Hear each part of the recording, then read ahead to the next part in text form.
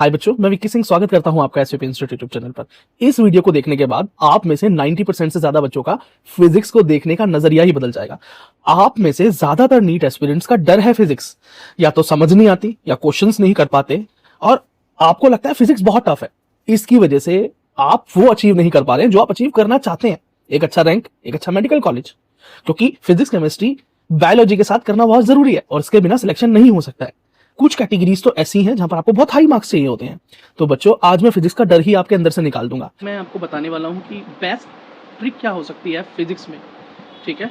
और यही सेम चीज़ केमिस्ट्री में भी अप्लाई हो जाएगी, क्योंकि सेम मैथडोलॉजी है गैस करने की। मैं गैसिंग टेक्निक बोलता हूँ इसे, गैसिंग टेक्निक पर। और ये गैसिंग टेक्निक, जिसे आप हिंदी में तुक्का भी कह सकते हैं, ये बहुत इफ़ेक्टिव है। लेकिन याद रखना कि ब्लाइंड गैस कभी भी आपको हेल्प नहीं करेगा। Never gas blindly. बहुत कम ऐसे ऑप्शंस होंगे जहाँ पर मतलब ब्लाइंड गैस करने से आप ठीक हो जाएंगे, लेकिन ब्लाइंडली गैस नहीं करना है। We should use our mind and presence of mind as well and see the options and also the question carefully, ठीक है।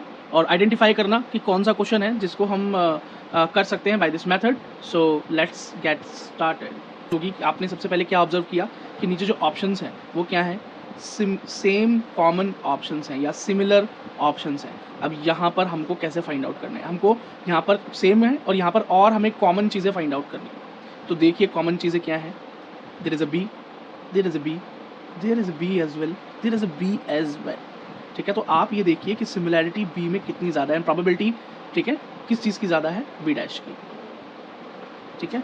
तो ये क्या है, एक सेम कॉमन ऑप्शन या सिमिलैरिटी ऑप्शन के ऊपर क्वेश्चन नंबर 1 का option number 3 is correct. Next is elimination method, कि हमें एलिमिनेट करना है और थोड़ा सा क्वेश्चन को भी देखते हुए चलना है। अच्छा, किस तरह के क्वेश्चंस में बचना भी है ये भी मैं बताऊंगा। और मैं ये मानकर चल रहा हूँ कि आपको फिजिक्स का पी भी नहीं आता है, मतलब बिल्कुल बिल्कुल यहाँ पर जो है गड़बड़ है मामला। मैं ये मानकर चलता हूँ कि यू आर ज़ीरो, और हमें we don't even know the formula, है ना। बस थोड़ा सा बेसिक्स हमें मैथमेटिक्स आता है, इतना ही मैं मानकर चलता हूँ। तो क्वेश्चन नंबर 3 देखिए, यहाँ पर एक सर्किट दिया हुआ है, करंट इलेक्ट्रिसिटी से क्वेश्चन है, तो एलिमिनेशन मेथड पर काम करेगा। तो सबसे पहले हम देखेंगे कि क्वेश्चन, देखिए ऑप्शन में कोई सिमिलैरिटी नज़र आ रही है, no similarities in question options. But हम अब देखेंगे, क्वेश्चन को पढ़ेंगे और देखेंगे कि कौन कौन सी यूनिट्स जो है वो बेटर मैच कर रही है। 2 2 2 2 2 एंड देन 2। तो probability of getting 2 is right, and यही आंसर भी है, ठीक है। Next is similar options. अब सिमिलर ऑप्शंस, लेकिन यहाँ पर क्या है, 50% यहाँ पर सिमिलर ऑप्शंस हैं सिर्फ। ये देखिए 5 50 128 1280, मतलब जीरो ऐड हो रहा है, जीरो ऐड हो रहा है, सिर्फ यूनिट्स वही हैं। इसका ये मतलब तो है कि यहाँ पर दो ऑप्शंस पूरे पूरे एलिमिनेट होंगे और एक ही ऑप्शन ठीक होगा। तो अब हम यहाँ पर क्या करेंगे, जब अब कन्फ्यूजन है ना, सीधा तो कुछ लगा नहीं सकते, हम कन्फ्यूज हैं 5 होगा या 128 होगा। फिर वो यूनिट जीरो तक जाएगी नहीं जाएगी, वो एक अलग ही चीज़ है। बाकी सब देखो पाई स्क्वायर है, पाई स्क्वायर है, पाई स्क्वायर है, पाई स्क्वायर है। तो मतलब यहाँ पर कोई भी ब्लाइंडली आप एलिमिनेट नहीं कर सकते, हमें इतनी चीज़ें भी देखनी पड़ती हैं। तो अब हम ऊपर क्वेश्चन को देखेंगे। तो क्वेश्चन में आप देखिए यूनिट्स क्या क्या दी हुई हैं, 0.049, देन 20, देन 9.8, ठीक है। फिर उसके बाद दिया हुआ है x इंटू 10⁻⁻5। तो यहाँ पर यूनिट्स देखिए 20, 9.8, है ना, 0.049। यहाँ पर x की वैल्यू फाइंड आउट करनी है। We should find out the x। तो आप देख लीजिए किसी भी तरीके से अगर इनको हम इंक्लूड करते हैं तो 5 तो नहीं बनता है, ठीक है। तो 120 एटलीस्ट आएगा ही आएगा। और खाली 120 की बात नहीं करते, यहाँ पे अब 20 है, फिर 9.8 भी है, तो यहाँ पर यूनिट है वो ज़्यादा ही बनेगी। सो 4 एक ज़्यादा बेहतर ऑप्शन है। अब ये क्वेश्चन नंबर 11 देखिए, ये आपको बहुत इजी लगेगा गैस करने में। क्यों? क्योंकि अगर हम ऑप्शंस की बात करते हैं तो यहाँ तो सारे नॉन सिमिलर ऑप्शंस हैं, कोई भी एक ऑप्शन एक दूसरे से मैच हो ही नहीं रहा है। तो हम क्या करेंगे, क्वेश्चन की तरफ मूव करेंगे और यहाँ पर देखेंगे यूनिट्स क्या हैं, 10 वोल्ट, 1 ओम, या हमें पता ही नहीं है कि ओम क्या होता है, वोल्ट क्या होता है, 10 1 4, ठीक है। अब हम इस फिगर की तरफ मूव करेंगे तो हम यहाँ देखते हैं 4, ऑप्शन में भी हमें दिखता है 4, फिर हम देखते हैं 1, ऑप्शन में नहीं दिखता है, फिर हम देखते हैं 10, हमें ऑप्शन में भी दिखता है। इसका ये मतलब है कि हमारी प्रोबेबिलिटी ये है कि या तो हम 1 लगाएंगे या हम 4 लगाएंगे, लेकिन इसका आंसर है 8। तो जब इस तरह का ऑप्शन आपको दिखाई दे जहाँ पर मतलब ऑप्शंस की सिमिलैरिटी बिल्कुल भी कहीं मैच नहीं कर रही है, तो आप इसके अंदर गैसिंग मेथड यूज़ ना करें, क्योंकि यहाँ पर आपकी प्रोबेबिलिटी है कि आप इसे गलत ही करेंगे। क्योंकि अगर कोई कितना ही गैस करेगा, आप इसका आंसर या तो 1 लेंगे या 10 लेंगे, ठीक है, सॉरी 4 लेंगे या 10 लेंगे, लेकिन दोनों में से कोई भी आंसर करेक्ट है ही नहीं। Correct option is 8। तो इसीलिए मैं आपसे बोल रहा था कि हमें गैस भी ब्लाइंडली नहीं करना है, थोड़ा सा हमें माइंड का यूज़ भी करना है, नहीं तो नेगेटिव हो जाएगा, ठीक है। और आई होप इस बात को आप याद रखेंगे कि जब नॉन सिमिलर ऑप्शंस हैं तो ठीक है। चलिए नेक्स्ट इज क्वेश्चन नंबर 15। आप देखिए कम से कम 19 प्लस क्वेश्चन जो है हम गैस कर लेंगे यहाँ पे, ठीक है ना, मतलब कम से कम 19, तो 15 प्लस तो वैसे भी है नॉर्मल हर जगह, है ना। लेकिन प्लीज़ बी फोकस्ड, प्रैक्टिस भी कर लेना आज के दिन, हाँ, और उसके बाद फिर आगे की तरफ जाना। चलिए, तो यहाँ क्वेश्चन में आप देखेंगे, सबसे पहले हम ऑप्शंस की तरफ ही देखते हैं गैसिंग में। तो यहाँ पर हमको ये सिमिलर ऑप्शंस दिखाई दे रहे हैं, बिल्कुल सिमिलर ऑप्शंस दिखाई दे रहे हैं, लेकिन यहाँ पर हम एक चीज़ से इनको एलिमिनेट कर सकते हैं जो कि अभी तक हमें नहीं देखने को मिल रहा था, वो थी यूनिट्स। यहाँ पर देखो सेंटीमीटर है 5 और यहाँ पर मीटर है। अब हमको चेक करना है कि एग्जैक्टली क्या सही होगा। तो ऊपर देखिए आपको क्या दिखाई दे रहा है यहाँ पर, मीटर, तो सेंटीमीटर तो यहाँ एलिमिनेट हो गया, ठीक है ना। अभी 2 और 4 में से ही कोई एक सही है। तो अब यहाँ पर एक मीटर है और एक सेकंड में है, एक मीटर है और एक सेकंड में है, तो बस आपको अब 50% आपने यहाँ एलिमिनेट कर लिया है यूनिट्स का यूज़ करके। अब आपको क्वेश्चन ऑप्शन नंबर 2 और 4 में से कोई राइट करना है। 5 मीटर इज राइट, इज ये तो बिल्कुल बात है। अब 2 सेकंड है या 1 सेकंड है, यहाँ पर हम अपना थोड़ा सा दिमाग लगाने की कोशिश कर लेते हैं, ठीक है ना। यहाँ पर बोल रहा है x is to 5 pi t by plus pi by 3 metre represent the motion of particle executing simple harmonic motion. Simple harmonic motion हो रहा है। हम बोलेंगे हमें तो पता ही नहीं जी क्या होता है सिंपल हार्मोनिक। अब ये बोल रहा है the amplitude and the time period. अब एम्पलीट्यूड का मतलब क्या है, मतलब अब मतलब वगैरह समझने में हम चले जाएंगे तो खैर ये तो मैंने पूरा फिजिक्स वैसे भी सॉल्व करके आपको डाल ही रखा है एक वीडियो कि किस तरह से ये सॉल्व हो रहे हैं, कौन सा फॉर्मुला यहाँ लग रहा है। लेकिन यहाँ पर हम सिर्फ तुक्का स्ट्रेटेजी की बात करें, हम मानकर चल रहे हैं we don't know anything about physics, we just know how to calculate some things. और मीटर क्या है, सेंटीमीटर क्या है, जिस इतना सा जानते हैं, इससे ज़्यादा हम कुछ जानते ही नहीं है, वी डोंट नो एनीथिंग। तो यहाँ पर अब यहाँ पर पूरी तरह से किस्मत का खेल हो जाता है कि आप 2 सेकंड चूज़ करते हैं कि 1 सेकंड चूज़ करते हैं, क्योंकि प्रोबेबिलिटी जो है 1 सेकंड की भी सेम है एंड 2 सेकंड की भी सेम है। तो अब यहाँ पर जो गैसिंग वर्क है वो 50%, अब 50% आपका लक काम करेगा यहाँ पर, ठीक है। अगर आप 2 चूज़ करते हैं तो यू आर राइट और 4 चूज़ करते हैं तो यू आर रॉन्ग, बस सीधी सी बात ये है। और मोस्ट प्रोबेबली 4th ऑप्शन बहुत कम बच्चे चूज़ करते हैं, याद रखना। जब हम गैस वर्क कर रहे होते हैं तो 4 ऑप्शन को लीस्ट चूज़ किया जाता है, तो इस बात को आप दिमाग में डाल लो आज, ठीक है ना, कि 4th ऑप्शन को हम लीस्ट यूज़ करते हैं, लीस्ट, जब उसकी प्रोबेबिलिटी बहुत ज़्यादा बढ़े, ठीक है। चलिए, तो इस हिसाब से इस क्वेश्चन नंबर 15 का सेकंड मैं लूँगा, क्योंकि 4th को हम लीस्ट यूज़ करते हैं जब कन्फ्यूजिंग केस हो। अगला देखिए, अब यहाँ पर जब भी ऑप्शंस में ज़ीरो नज़र आए, जब भी ऑप्शन में ज़ीरो नज़र आए, ठीक है। लेकिन देखो कुछ क्वेश्चंस ऐसे हैं जहाँ पर जीरो होने के बाद भी आपको जीरो चूज़ नहीं करना होता है, क्योंकि वो बहुत ऑब्वियस से क्वेश्चंस हैं। उन क्वेश्चंस को एक बार देखने के बाद आपको पक्का पता चल जाएगा कि जीरो तो बिल्कुल नहीं आ सकता। वो क्वेश्चन भी मैं आपको दिखाऊंगा, नीट में ही है और ये तो बड़ा रिपीटेड क्वेश्चन है वो। लेकिन यहाँ पर याद रखना कि जब ऑप्शन के अंदर एक जीरो हो तो आप जीरो को ब्लाइंडली चूज़ कर सकते हैं, क्योंकि मोर देन 50% हर बार ऑप्शन में जो जीरो होता है वो करेक्ट होता है, ठीक है। लेकिन कुछ क्वेश्चन ऐसे हैं जहाँ पर ये करेक्ट नहीं होगा। वो कैसा क्वेश्चन है मैं नीचे दिखाता हूँ, देखो बिल्कुल एग्जैक्टली नेक्स्ट क्वेश्चन में ही है। यहाँ पर आपको दिखाई दे रहा है कि एक फोर्स लगाया जा रहा है एक 2 किलो के एक बॉक्स पे ए नाम पे, और वो बिल्कुल चिपका हुआ है बी बॉक्स से। इसका मतलब अगर मैं यहाँ से धक्का लगाऊंगा ए को तो बी भी खिसकेगा, ये तो पक्की बात है, ठीक है ना। लेकिन यहाँ पर ये पूछा जा रहा है बताओ कि ए जो ब्लॉक है वो बी पर कितना फोर्स लगाता है। अब अपने को तो पता ही नहीं है कि क्या फॉर्मूला लगेगा, क्या मैथडोलॉजी है इसे सॉल्व करने की, कैसे बहुत ईजी है। लेकिन यहाँ पर आपको एक चीज़ मैंने जैसे ऊपर बताई थी, आप बोलोगे अरे भैया जीरो आ रहा है यहाँ, तो हम तो तुरंत जीरो चूज़ कर लेंगे। नहीं, यहाँ पर एक छोटा सा कॉमन दिमाग लगाओ यार। आप इधर से फोर्स लगा रहे हो, ठीक है, तो इस बक्से पे फोर्स लग रहा है और फिर ये बक्सा जो है इस बगल वाले बक्से को भी तो फोर्स लगाएगा ना। आपने इसे धक्का दिया तो धक्का आगे जाएगा ना। आप मान लीजिए आप सामने खड़े किसी आदमी को धक्का देते हैं, उसके आगे कोई खड़ा हुआ है तो वो धक्का उस आदमी तक भी जाएगा ना आगे, तो जाएगा, तो इसमें जीरो नहीं हो सकता। तो यहाँ पर हमको दिमाग लगाना है। तो मैंने बोला ना गैस वर्क के साथ दिमाग को यूज़ करना जरूरी है, तो यहाँ पर कैसे भी जीरो नहीं हो सकता, ठीक है ना।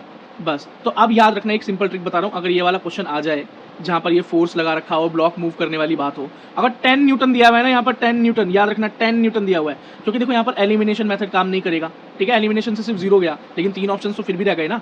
यहाँ पर एलिमिनेशन काम नहीं करेगा, सिमिलरिटी काम नहीं करेगी, क्योंकि देखो ऑप्शन के अंदर कोई सिमिलरिटी नहीं, यूनिट्स काम नहीं करेंगे क्योंकि यूनिट सबकी सेम है, न्यूटन या एन मान लो, हमें तो पता ही नहीं न्यूटन क्या होता है, ठीक है। तो यहाँ पर हम क्या लगाएंगे, कभी भी अगर इस तरह का क्वेश्चन आए फोर्स लगे 10 न्यूटन, और यहाँ पर जो भी बॉक्स दिए हुए हैं उनका जो भी वेट दे रखा है, किलोग्राम तो आपको पता ही होगा, दोनों को मल्टीप्लाई कर देना, 2 × 3 6। समझ में आ गया। क्वेश्चन 17 का third is right. Next option देखिए। अब यहाँ पर जो फिजिक्स का ट्रेंड चल रहा है ना, फिजिक्स का जो ट्रेंड चल रहा है लास्ट 2 ईयर से, एंड स्टेटमेंट वाले या असर्शन रीजन वाले क्वेश्चंस आते हैं, वैसे मोस्टली स्टेटमेंट वाले क्वेश्चंस, तो उसके अंदर जो चीज़ निकल कर आ रही है वो निकल कर आ रही है statement 1 is correct and second is non correct. Same trend follow हो रहा है, same to same trend follow हो रहा है, ठीक है। तो अगर आप बाय डिफॉल्ट कोई आपने थोड़ा बहुत टॉपिक पढ़ा हुआ है और आप एक क्वेश्चन को सही सही याद कर लेते हैं और आप बिल्कुल गारंटी कह सकते हैं यस आई नो कि जो स्टेटमेंट है ये 1 is correct and second is not correct, या कोई भी अगर ट्रेंड आपको शुरू में पता चल जाता है कि 1 का ट्रेंड है 2 का है, तो आप बाकी स्टेटमेंट वाले क्वेश्चंस में सेम ऑप्शन को ही करेक्ट कर सकते हैं। वैसे एक क्वेश्चन अगर हम पढ़ के देखें तो ये 9th क्लास से ही सॉल्व हो जाने वाला क्वेश्चन है। स्टेटमेंट क्या है, atoms are electrically neutral as they contain equal number of positive and negative charges. बिल्कुल सही बात है यार, एक एटम के अंदर जितने इलेक्ट्रॉन होते हैं उतने ही तो प्रोटॉन होते हैं, इस वजह से उस पूरे एटम का चार्ज क्या हो जाता है, न्यूट्रल। तो ये तो बहुत नॉर्मल सी बात है, we know it from 9th class 9th, और हमने साइंस लिया है यार, तो इतना तो पता ही होगा ना यार, ठीक है ना। अब स्टेटमेंट सेकंड क्या बोल रहा है, atom of each element are stable and emit their characteristic spectrum. क्या जितने भी एटम है हर एलिमेंट के वो स्टेबल है? नहीं जी, this is not right. Mostly जो एलिमेंट्स है दे आर नॉट स्टेबल, है ना। अगर हम नॉर्मल गैस की बात ना करें, मोस्टली आर नॉन स्टेबल, ठीक है। दे आर लेस रिएक्टिव और high reactive but not stable. तो यहाँ तो हम एक नॉर्मल तरीके से भी ट्रेंड का पता लगा सकते थे। हमें 11th क्लास 12th क्लास का फिजिक्स पढ़कर डरने की जरूरत नहीं है। यहाँ तो हम नॉर्मल तरीके से भी क्वेश्चन को सॉल्व कर पा रहे हैं, ठीक है। तो एक बार क्वेश्चन से डरने की बजाय उसको पढ़ें, जिससे हमें ट्रेंड पता चले। और आप जितनी भी आगे स्टेटमेंट 1 सेकंड वाले क्वेश्चन आएंगे, आप देखना उसमें ट्रेंड यही चलेगा, statement 1 is correct and second is incorrect. मैं शायद ये अनुमान ही लगा सकता हूँ, गैस कर सकता हूँ कि अगर आप शुरुआत में किसी क्वेश्चन को पकड़ पाएँ और उसे ठीक कर पाएँ, जैसे कि इस क्वेश्चन को किया जा सकता था, ईजी है बहुत, तो फिर आप आगे सेम ऑप्शन को ही रख सकते हैं, ठीक है। चलिए आगे फिर आप नेक्स्ट क्वेश्चन देखिए। तो इस क्वेश्चन में जब हम ऑप्शंस को देखते हैं तो देखिए सिमिलैरिटी नजर आ रही है ना, देखो 280 288 286 286, देखिए सिमिलैरिटी नजर आ रही है ना। तो हम यहाँ पर क्या देखेंगे कि मोस्ट कॉमन ऑप्शन क्या है, 286 is most common, 2 bar repeat हुआ, ठीक है। 286 is most common, 2 bar repeat हुआ। और फिर उसके बाद हम क्या लेंगे, 80 या 81, तो हम देखेंगे रिपीट कौन सा दूसरी बार हुआ, देखो 81 रिपीट्स 2 टाइम्स, तो ऑप्शन 4 इज करेक्ट। लो, ये तो बहुत ही ईजी था, ये तो बहुत ही इजी गैसिंग था और 4 इज करेक्ट। आपको लगेगा ये कोई गेम चल रहा है क्या ऐसा ही होता है क्या? आप जितना प्रैक्टिस करोगे उतना ज़्यादा आपका कॉन्फिडेंस बढ़ता चला जाएगा, ठीक है ना। चलिए आगे। वैसे तो यार मैं आपको गाइड यही करूँगा कि आप पढ़ाई करो, लेकिन अगर नहीं करते हो तो फिर अच्छा। आप यहाँ पर देखिए, आप इस तरह के क्वेश्चन को देखो, आपको लगेगा यार ये तो सिमिलर पैटर्न वाला क्वेश्चन है 22, तो देखो तो सही यार, सिमिलैरिटी कहीं बनी नहीं रही। देखो यहाँ पर 5 5 3 3, अब एलिमिनेट कैसे करोगे? यहाँ पर कोई भी क्वेश्चन के अंदर यूनिट जो है वो किसी भी तरीके से मैच हो ही नहीं रही है, ठीक है ना। आप कैसे भी मैच कर लोगे, किसी भी तरीके से कर लोगे, तो आप √5 मतलब इसका आंसर सेकंड, ठीक है, आप √5 तक पहुँचोगे ही नहीं, ठीक है ना। और आप एलिमिनेट भी नहीं कर सकते यहाँ पर कुछ भी। देखो √5/4 है तो 3/4 है, 5/2 है तो 3/2 है। You will not going to eliminate the option successfully, कोई ऑप्शन ही नहीं है आपके पास।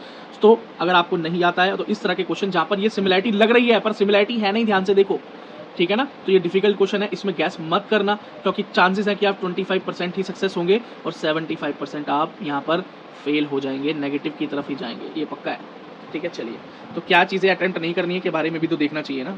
अब ये देखिए ज़रा, यहाँ पर देखो, यहाँ पर सिमिलर ऑप्शन दिखाई दे रहे हैं। ऑप्शन देख रहे हैं, फिर हम क्वेश्चन की तरफ मूव करेंगे जब ऑप्शंस को एलिमिनेट करने का टाइम आएगा। तो यहाँ पर देखो, सबसे पहले तो हमने ऑप्शंस देखे तो सिमिलरिटी नजर आई है। एक और चीज़ ध्यान से देखो, यूनिट्स, ये देखो ना यूनिट्स को, यहाँ पर देखो, यहाँ पर क्या है MN, ठीक है। और वैसे हमें पता ही नहीं है जी MN क्या होता है, छोड़ दीजिए, पर आप यूनिट को ऐसे ही देखिए MN और यहाँ N और N। इसका मतलब तो ये है ना कि भाई जिसमें इन दोनों में से 50-50 तो एलिमिनेट होना ही होना है। अब वो कैसे होना है ज़रा देखो। अब ऊपर जब हमने यूनिट चेक की, अरे NM है ना, ये MN सेंटीमीटर, तो यार खाली न्यूटन नहीं होगा, मतलब N का मतलब न्यूटन है, तो ये हो गया एलिमिनेट। अब हमारे पास ये 50-50% चांस बचा है। अब हमने अपना 50% का लाइफलाइन बना लिया यहाँ पे। अब दो ऑप्शन में से साइड करोगे तो 50% है ना प्रोबेबिलिटी राइट होने की, अब उसको भी बढ़ाते हैं। अब हम देखते हैं ऑप्शन, ये देखो 4.5, यहाँ देखो 0.07। अगर इन दोनों को हम मल्टीप्लाई कर दें, जोड़ दें, जो भी करें, आंसर हमेशा बेटा मोर देन 1 आएगा, मोर देन 1। और मोर देन 1 से मेरा मतलब है मोर देन 4, भाई 4 मल्टीप्लाई 0.something, मोर देन 4 ही ऑप्शन होना चाहिए, प्लस भी करोगे तो मोर देन 4। तो भाई यहाँ पर देखो मोर देन 4 तो नहीं है ना, ये तो खाली 2 है, 1.98 नियरली टू 2, तो this is the right option 1। समझ में आ गया? इतना गैस वर्क में इतना दिमाग भी लगाना पड़ता है भाई, केमिस्ट्री में भी ऐसी काम चलेगा। चलिए भाई अगला देखिए, यहाँ पर क्या है, ये सिमिलर ऑप्शंस दिखाई दे रहे हैं। ऑप्शंस देखे मैंने, यूनिट्स वगैरह का तो सीन ही नहीं है यहाँ पे। 1:2, 2:1, 1:1, 1:2। एक बात देखो, ऊपर रेशियो दिया क्या हुआ है, वैसे ऊपर दिया है 1/2, मतलब रेशियो ही दिया हुआ है 1:2। ये गिवन रेशियो है, यहाँ से हमें फाइंड आउट करना है है ना। तो इतना रखा हुआ क्वेश्चन तो नहीं मिलता है, वैसे ये रखा हुआ क्वेश्चन नहीं है ऐसे। तो 2:1 है ना। यहाँ पर क्या है रेशियो में 1 है और 2 है, 2 यूनिट दिखाई दे रही है, तो 1 और 1 तो हो ही नहीं सकता, ये तो हमारा एलिमिनेट ही हो गया। 1 और 4 भी नहीं हो सकता। अब यहाँ पर गरारी फंसती है हमारी 1:2 और 2:1। 1:2 तो सीधा ही दिखाई दे रहा है ना, लेकिन अब जरा क्वेश्चन को ध्यान से पढ़ लो। लिखा क्या हुआ है, लिखा है n/p। I don't know what is n, what is p, I don't know, मुझे पता ही नहीं है, बस हम तो नाम देख रहे हैं। तो लिखा है n/p, तो p इक्वल्स टू क्या लिखा है 1, तो p बराबर है 1, और नीचे है ns इक्वल्स टू 2, तो s इक्वल्स टू 2, और रेशियो मुझसे क्या पूछा हुआ है, vs/vp का पूछा हुआ है। तो s क्या है 2 और p क्या है 1, आंसर है 2:1। लो जी, खत्म हो गया क्वेश्चन। ठीक है, समझ में आ गया। तो प्रैक्टिस जरूर कर लेना आज, खाली से देखकर ये मत समझना कि भाई कल एग्जाम में ठोक देंगे, नहीं, प्रैक्टिस कर लेना कम से कम, नीट के बाद आपको थोड़ा कॉन्फिडेंस आ जाएगा। अगला क्वेश्चन देखो भाई, अब यहाँ पर देखो भाई, देखो अब यहाँ पर सिमिलर ऑप्शंस दिखाई दे रहे हैं ना, देखो 4 ही है, 4 4 4 और यहाँ पर 8 दिखाई दे रहा है। लेकिन यहाँ पर फिर हम यूनिट चेक करते हैं, मिलीमीटर मिलीमीटर, mm, चलो मिलीमीटर भी नहीं पता, we don't know millimetre even. तो यहाँ पर देखो कि भाई यूनिट से भी हम इसको एलिमिनेट नहीं कर सकते। अब जरा ऊपर क्वेश्चन की तरफ मूव करते हैं कि होगा क्या। तो यहाँ पर देखो यूनिट्स में क्या क्या दिखाई दे रहा है, 8 2 1 है ना, 8 दिख रहा है, 2 दिख रहा है, 1 दिख रहा है। तो अब यहाँ भी हमको ज़्यादा बात समझ नहीं आ रही, तो हम नीचे कॉमन ऑप्शंस की तरफ जाएंगे। तो 4 ज़्यादा कॉमन है, 4 ज़्यादा कॉमन दिखाई दे रहा है हमें, 0.4 404। तो यहाँ पर 8 तो बिल्कुल गया, एलिमिनेट हो गया अपना यहाँ पे। ठीक है, ये थोड़ा रिस्की है, पर यहाँ पर 8 जो है हमको एलिमिनेट करना पड़ेगा। अब फिर हम देखते हैं कि भाई अब इन 3 ऑप्शन में से क्या होगा। अब 75% बचा है हमारा, प्रोबेबिलिटी 25% तो हमने थ्रेट को एलिमिनेट कर दिया यहाँ पे। अब तो भाई 75% जो है गेम बचा है हमारे पास। तो अब हम ऊपर यूनिट देखेंगे, 8 है, 2 है, ठीक है। तो देखो इसका आंसर कैसे भी तुक्के की तरीके से 0.4 तो नहीं आएगा, माना इतना 1 से भी नीचे तो नहीं जाएगा, ठीक है। और 8 और 2 के साथ जाएंगे तो यार 40 तक भी नहीं पहुंचेंगे, तो कोई छोटा यूनिटी बनेगा, तो ये रहा 4, खत्म हो गया आंसर 1। चलिए अगला क्वेश्चन, जैसे कि मैंने तुम्हें बताया था कि मोस्ट ऑफ द ऑप्शन में से अगर 0 दिया है तो 0 इज करेक्ट, और ये देखो 0 यहाँ पर करेक्ट ऑप्शन है ना। लेकिन मैंने क्या बोला था कि कुछ क्वेश्चंस ऐसे होते हैं जहाँ पर वो जैसे फोर्स वाला है, तो इस तरह के क्वेश्चन को थोड़ा सा पढ़ लिया करो और कॉमन नॉलेज भी लगाओगे तो समझ में आएगा कि 0 यहाँ नहीं होगा इस केस में। लेकिन मोस्टली 0 अगर ऑप्शन में दिया हुआ है तो वो मोर देन 50% करेक्ट होता है, याद रखना इस बात। चलिए अगला देखिए, फिर से यहाँ पर यूनिट वाली बात आ गई। सिमिलरिटी तो ऑप्शंस में दिखाई दे ही रही है कि 44 4.4 4.4 44। अब यहाँ पर क्या है, यूनिट्स को ज़रा चेक करो। यहाँ पर बेटा यूनिट्स को चेक करो, देखो यहाँ पे क्या सेंटीमीटर दिया हुआ है, क्या दिया हुआ है सेंटीमीटर, और आपसे पूछा क्या हुआ है, the magnitude of magnetic field and the centre of coil is. ठीक है, तो सीधी सी बात है, we don't know what is magnitude. वैसे मैग्नीट्यूड का मतलब होता है भाई नंबर्स, है ना। कि जैसे मान लीजिए कि कोई किसी की हाइट 5 सेंटीमीटर है, किसी चीज़ की हाइट है या लेंथ है या चौड़ाई लंबाई जो भी है, तो 5 सेंटीमीटर इज द मैग्नीट्यूड, है ना। चलिए तो अगली चीज़ ये देखते हैं कि यहाँ पर हमको एलिमिनेट करनी है चीज़ें। तो यहाँ पर भाई सेंटीमीटर दिख रहा है, तो ओनली जो है भाई सिंगल यूनिट में तो आएगा नहीं आंसर, तो यहाँ ठीक है। तो इसका मतलब ये 2 तो सीधा सीधा एलिमिनेट हो गए, तो यूनिट से एलिमिनेट किया हमने। अब यहाँ पर हमारे पास 50% तो अपना काम खत्म हो गया, अब बचा 44 एंड 4.4। अब अपने को चेक करना है कि आंसर क्या आ सकता है। ठीक है, तो यहाँ पर सिर्फ 50% का गैस वर्क रह गया है। 50% तो आपने नेगेटिव मार्क्स को अवॉइड कर ही दिया है, +4 की तरफ है 50%। ठीक है, तो इस क्वेश्चन में हम वैसे ही 50% थ्रेट को जब हटा चुके हैं, तो अब हमारी किस्मत बची भाई इन 2 ऑप्शंस के लिए। अब वैसे तो इसका आंसर है नंबर 3। अगर आप 1 लगा देते हैं, जो कि आप लगा सकते हैं, या 3 लगा देते हैं, तो बस यहाँ तक पहुँच गए। इसके बाद तो भाई थोड़ा सा किस्मत का खेल है।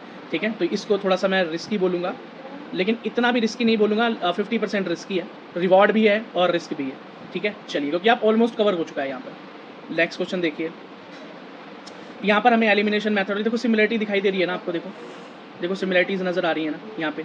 ठीक है ना, अब देखो यहाँ पर क्या दिखा हुआ है कि बॉब है, वो वायर्ड है हॉरिजॉन्टल प्लेन में, द स्ट्रिंग यहाँ पर लटका हुआ है। बॉब मतलब, चलो मैं मानता हूँ आपको ये भी नहीं पता, कुछ भी नहीं पता, तो हम क्या करेंगे भाई, कॉमन देखेंगे सबसे पहले। तो भाई कॉमन अगर ऑप्शंस देखें तो टी के साथ 4 2 टाइम्स, और सिंगल टी और रूट टी, ये तो खत्म ही हो गए, नॉन सिमिलर है, हट गए। तो यहाँ पर एलिमिनेशन यूज़ हुआ, और अब t/4 और 4t के बीच में बात रह गई है। ठीक है, तो बस यहाँ पर पूछा है टेंशन जो है वो स्ट्रिंग की भाई क्या होगी। अच्छा, t/4 का मतलब होता है कि 4 गुना कम हो गई, किसी की डिवाइड का मतलब होता है कम हो गई, और मल्टीप्लाई का मतलब होता है कि 4 गुना बढ़ गई, अगर 2 होता तो डबल हो गई। तो बस अब थोड़ा सा भाई क्वेश्चन को पढ़ लो।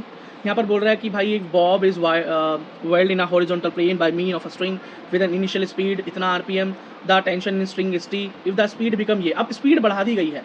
अब मान लिए नॉर्मल सा हम सिनेरियो लेकर चलते हैं कि आपने भाई कोई पत्थर लटका दिया, या आप एक लट्टू ले रहे हैं, या आपने कोई लंगड़ बनाया है और नीचे आपने कोई वेट लटका दिया, ऊपर धागा है। अब आप उसको नॉर्मल तरीके से घुमा रहे थे, मान लीजिए रोटेट कर रहे थे, हाथों में घुमाते हैं ना पतंग वगैरह पकड़ने के लिए या दूर तक फेंकने के लिए, तो आप उसे घुमा रहे थे नॉर्मल स्पीड में, तो भाई जो धागा होगा उसके अंदर कोई ना कोई टेंशन तो होगी, लेकिन उसके अंदर आपने क्या किया, स्पीड एकदम से बढ़ा दी, ट्वाइस कर दी, डबल कर दी, तो जो धागे के अंदर जो यहाँ पर जो टेंशन आ रही थी, मतलब धागे में जो खिंचाव था, वो स्पीड बढ़ाने की वजह से बढ़ गया होगा या घट गया होगा। तो यार बड़ी कॉमन सी बात है भाई, जब अब मैं इस तरह से घुमाऊंगा तो वो टेंशन बढ़ेगी भाई, घटेगी नहीं, लूज कैसे हो जाएगा, है ना। अब तो और ज़्यादा टेंशन बढ़ जाएगी, तो T/4 तो कैसे भी नहीं हो सकता, यहाँ 40 होगा। देखो यहाँ पर गैसिंग वर्क से हमने 2 ऑप्शन एलिमिनेट कर दिए, लेकिन थोड़ा सा हमने माइंड लगाकर यहाँ पर क्वेश्चन के राइट ऑप्शन, मतलब ऑप्शन नंबर 2 तक पहुँच गए, कोई फॉर्मूला अप्लाई नहीं किया। चलिए नेक्स्ट। ओके, तो यहाँ पर आप देखिए, देखो यहाँ पर मैंने वैसे भी डिस्क्लेमर लगा रखा है, डो नॉट डू इट, क्योंकि यहाँ पर भाई सिमिलैरिटी बनी नहीं रही, कोई सिमिलैरिटी है ही नहीं, ऑप्शंस लग रहे हैं जैसे सेम है, फिर हम ऊपर भी गैस वर्क मार सकते हैं कि भैया देखो क्या क्या आ रहा है ऊपर, तो ऊपर तो 2 और 1 आ रहा है, ठीक है, ऊपर तो 2 और 1 आ रहा है, तो आप तो 1 और 1 नहीं करोगे, इसको हटा दोगे, ये भी हटा दोगे, ये भी हटा दोगे, आप इसका थर्ड ही लगाओगे पक्का, ठीक है। लेकिन हमको ऊपर जाने से पहले नीचे ही देख लेना चाहिए कि ऑप्शंस में सिमिलैरिटी है ही नहीं, ऑप्शंस में तो सिमिलैरिटी कहीं पर भी नहीं है, आप नॉर्मल विदाउट क्वेश्चन देखे ऑप्शंस को एलिमिनेट ही नहीं कर सकते, वार्निंग है भाई, इसमें तो मत ही तुक्का मारना इस तरह के क्वेश्चंस में, ठीक है भाई। चलो अब यहाँ पर देखो एलिमिनेशन, अब ये सारा नीट 2024 का क्वेश्चन पेपर है भाई फिजिक्स का, कोई मैं अलग से नहीं बोल रहा कि ये नीट में ये आया था, ये PMT में ये आया था, इधर ये आया था, उधर ये वो आया था, इस तरह के तो मैं क्वेश्चन ही नहीं ले रहा, तो इससे ज़्यादा क्लैरिटी तुमको क्या दूंगा कि मैं सीधा लास्ट ईयर के क्वेश्चन पेपर को ही सॉल्व करके दिखा रहा हूँ तुमको, ठीक है। चलो वैसे अभी मैं कुछ इंपॉर्टेंट क्वेश्चन वाली वीडियो भी लेकर आने वाला हूँ तुम्हारे लिए, जिसे देखने के बाद तुम अपने मार्क्स बढ़ा पाओगे, वहाँ पर मैं तुक्के वाली सीन नहीं, वहाँ सच में दिखाऊंगा कि कैसे आप उसे सॉल्व कर सकते हैं, लेकिन वहाँ पर ये गैसिंग मेथड भी यूज़ करके दिखाऊंगा कि अगर नहीं आता होता तो गैसिंग मेथड से भी यहाँ पहुँच सकते थे या नहीं पहुँच सकते थे। ये देखिए यहाँ पर ज़रा सिमिलैरिटीज़ चेक कीजिए, ठीक है, यहाँ पर एक सिंगल एम है, आपने सेम टू सेम एक क्वेश्चन अभी ऊपर देखा था ना, जिसके अंदर एक सिंगल टी था, फिर टी के साथ पाई था, फिर टी के साथ बटे में 4 था, है ना, मतलब divided by 4 and multiply by 4 था, सिमिलर ऑप्शन नहीं है, एकदम सिमिलर ऑप्शन है। देखो सिमिलरिटीज़ देखो, सिंगल एम बिल्कुल नहीं होगा, एम के साथ पाई बिल्कुल नहीं होगा, ये दो तो अपने आप ही एलिमिनेट हो गए। अब यहाँ पर कन्फ्यूजन है यहाँ पर, लेकिन भाई ऐसा मत करना कि लास्ट टाइम पर वो 4 टाइम हो गया था, मतलब मल्टीप्लाई हो गया, तो यहाँ पर मल्टीप्लाई होगा, यहाँ डिवाइड हो रहा है, यहाँ थोड़ा सा फिर देखना पड़ेगा, थोड़ा सा हमें पढ़ना पड़ेगा, ठीक है। 50% तो अपने ने एलिमिनेट कर ही दिया। एक आयरन बार लेंथ L है, magnetic moment M, it has been bent at the middle of its length such that the 2 arm make an angle 60 with each other, the magnetic moment of this new. देखो ये बोल रहे हैं भाई, अरे इसकी हिंदी बना लेते हैं ना, हमें तो फिजिक्स नहीं आती, इसकी हिंदी तो बना ही सकते हैं भैया। आयरन की एक रॉड है, वो क्या है, हमने मिडल में से बैंड कर दी, लो जी बैंड हो गई, किसी भी वजह से आप हल को आपने इसको मोड़ डाला, या आप थॉर हो आपने इसको मोड़ डाला, मोड़ दिया। अब जो इन दोनों के बीच में एंगल बन रहा है वो बन रहा है 60 डिग्री, 60 आ गया, ठीक है भाई। फिर उसके बाद क्या बोल रहा है कि the magnetic moment of this magnet. अब ये बताओ भैया, जो मैग्नेटिक मोमेंट होगा इसका, वो बढ़ जाएगा या घट जाएगा, है ना। बस इतनी सी नॉर्मल सी बात बनानी है। मैं आपको फिर से बता दूं, अगर भाई कोई सिंगल चीज़ है, शेप करेक्ट शेप में है, उसको आपने मोड़ दिया, तोड़ दिया, तो उसका मैग्नेटिक मोमेंट घटेगा बढ़ेगा नहीं, है ना। किसी मैग्नेट को, किसी एलिमेंट को तोड़ने मरोड़ने से उसका मैग्नेटिक मोमेंट घटता है, बढ़ता नहीं है। एक नॉर्मल कॉमन थॉट है, थिंकिंग है, जो आपको अप्लाई करनी है। तो यहाँ घटेगा, तो अगर 2m कर दूंगा तो ये तो क्या कि ट्वाइस बढ़ गया, 2 गुना बढ़ गया, तो ये तो बिल्कुल गलत है, बढ़ तो सकता ही नहीं, घटेगा। अब 2m मतलब m/2 घट गया, हाँ सही है। अब कितना घट गया नहीं घट गया ये तो हमसे पूछा ही नहीं, यहाँ पे खुद ही बता दिया, ट्वाइस हो गया, हम सही ऑप्शन तक पहुँच गए थोड़ी सी बुद्धि लगाकर। अगर बुद्धि भी नहीं लगाते तो हमने 2 ऑप्शन एलिमिनेट कर दिए थे, 3 और 2 हमारे ऑप्शन रह गए थे। आप जो भी करेक्ट करते आपकी किस्मत होती फिर तो भाई। चलिए नेक्स्ट ऑप्शन की तरफ मूव करते हैं। यहाँ पर देखिए हमने क्वेश्चन ही नहीं पढ़ा ऊपर क्या है, पहले हम ऑप्शन की तरफ ही देखते हैं। तो ऑप्शन को देखो, सिमिलरिटी देखो जरा यहाँ पे क्या है भाई, सिमिलरिटी दिखाई दे रही है, कुछ ऑप्शंस में 2 ऑप्शन सिमिलर दिखाई दे रहे हैं, ये हो गया काम, ठीक है ना। बस यहाँ पर क्या है 5 है और यहाँ 50 है, इतना ही काफ़ी है, सिमिलरिटी मिल गई, 2 तो अपने आप एलिमिनेट हो गए यहाँ पे। अब अगर हम यूनिट्स भी चेक करें तो यूनिट सबकी सेम है, तो यहाँ यूनिट वाला काम तो चलना नहीं। अब बस हमें चेक करना है भाई कि 5 होगा क्या 50 होगा, ठीक है, कि 5 होगा कि 50 होगा, सिर्फ हमें ये चेक करना है। तो यहाँ पर जरा अब क्वेश्चन की तरफ जाकर यूनिट चेक करते हैं। 0.05, ठीक है, 10, 0। तो भाई किसी भी तरीके से जब आप यहाँ पर जाओगे तो देखो 5 है, फिर 10 है, फिर 10 है ना। तो अगर मैं इसको मल्टीप्लाई भी करता हूँ तो 0.5 को अगर मैं 10 से मल्टीप्लाई कर दूँ तो मेरा आंसर आएगा 5, पता तो होगा ना, पॉइंट हटेगा 0, 10 से गया 5, फिर आगे आ गया 10 से मल्टीप्लाई कर दूँगा, आ गया 50। तो 50 तक तो हम पहुँच रहे हैं भाई।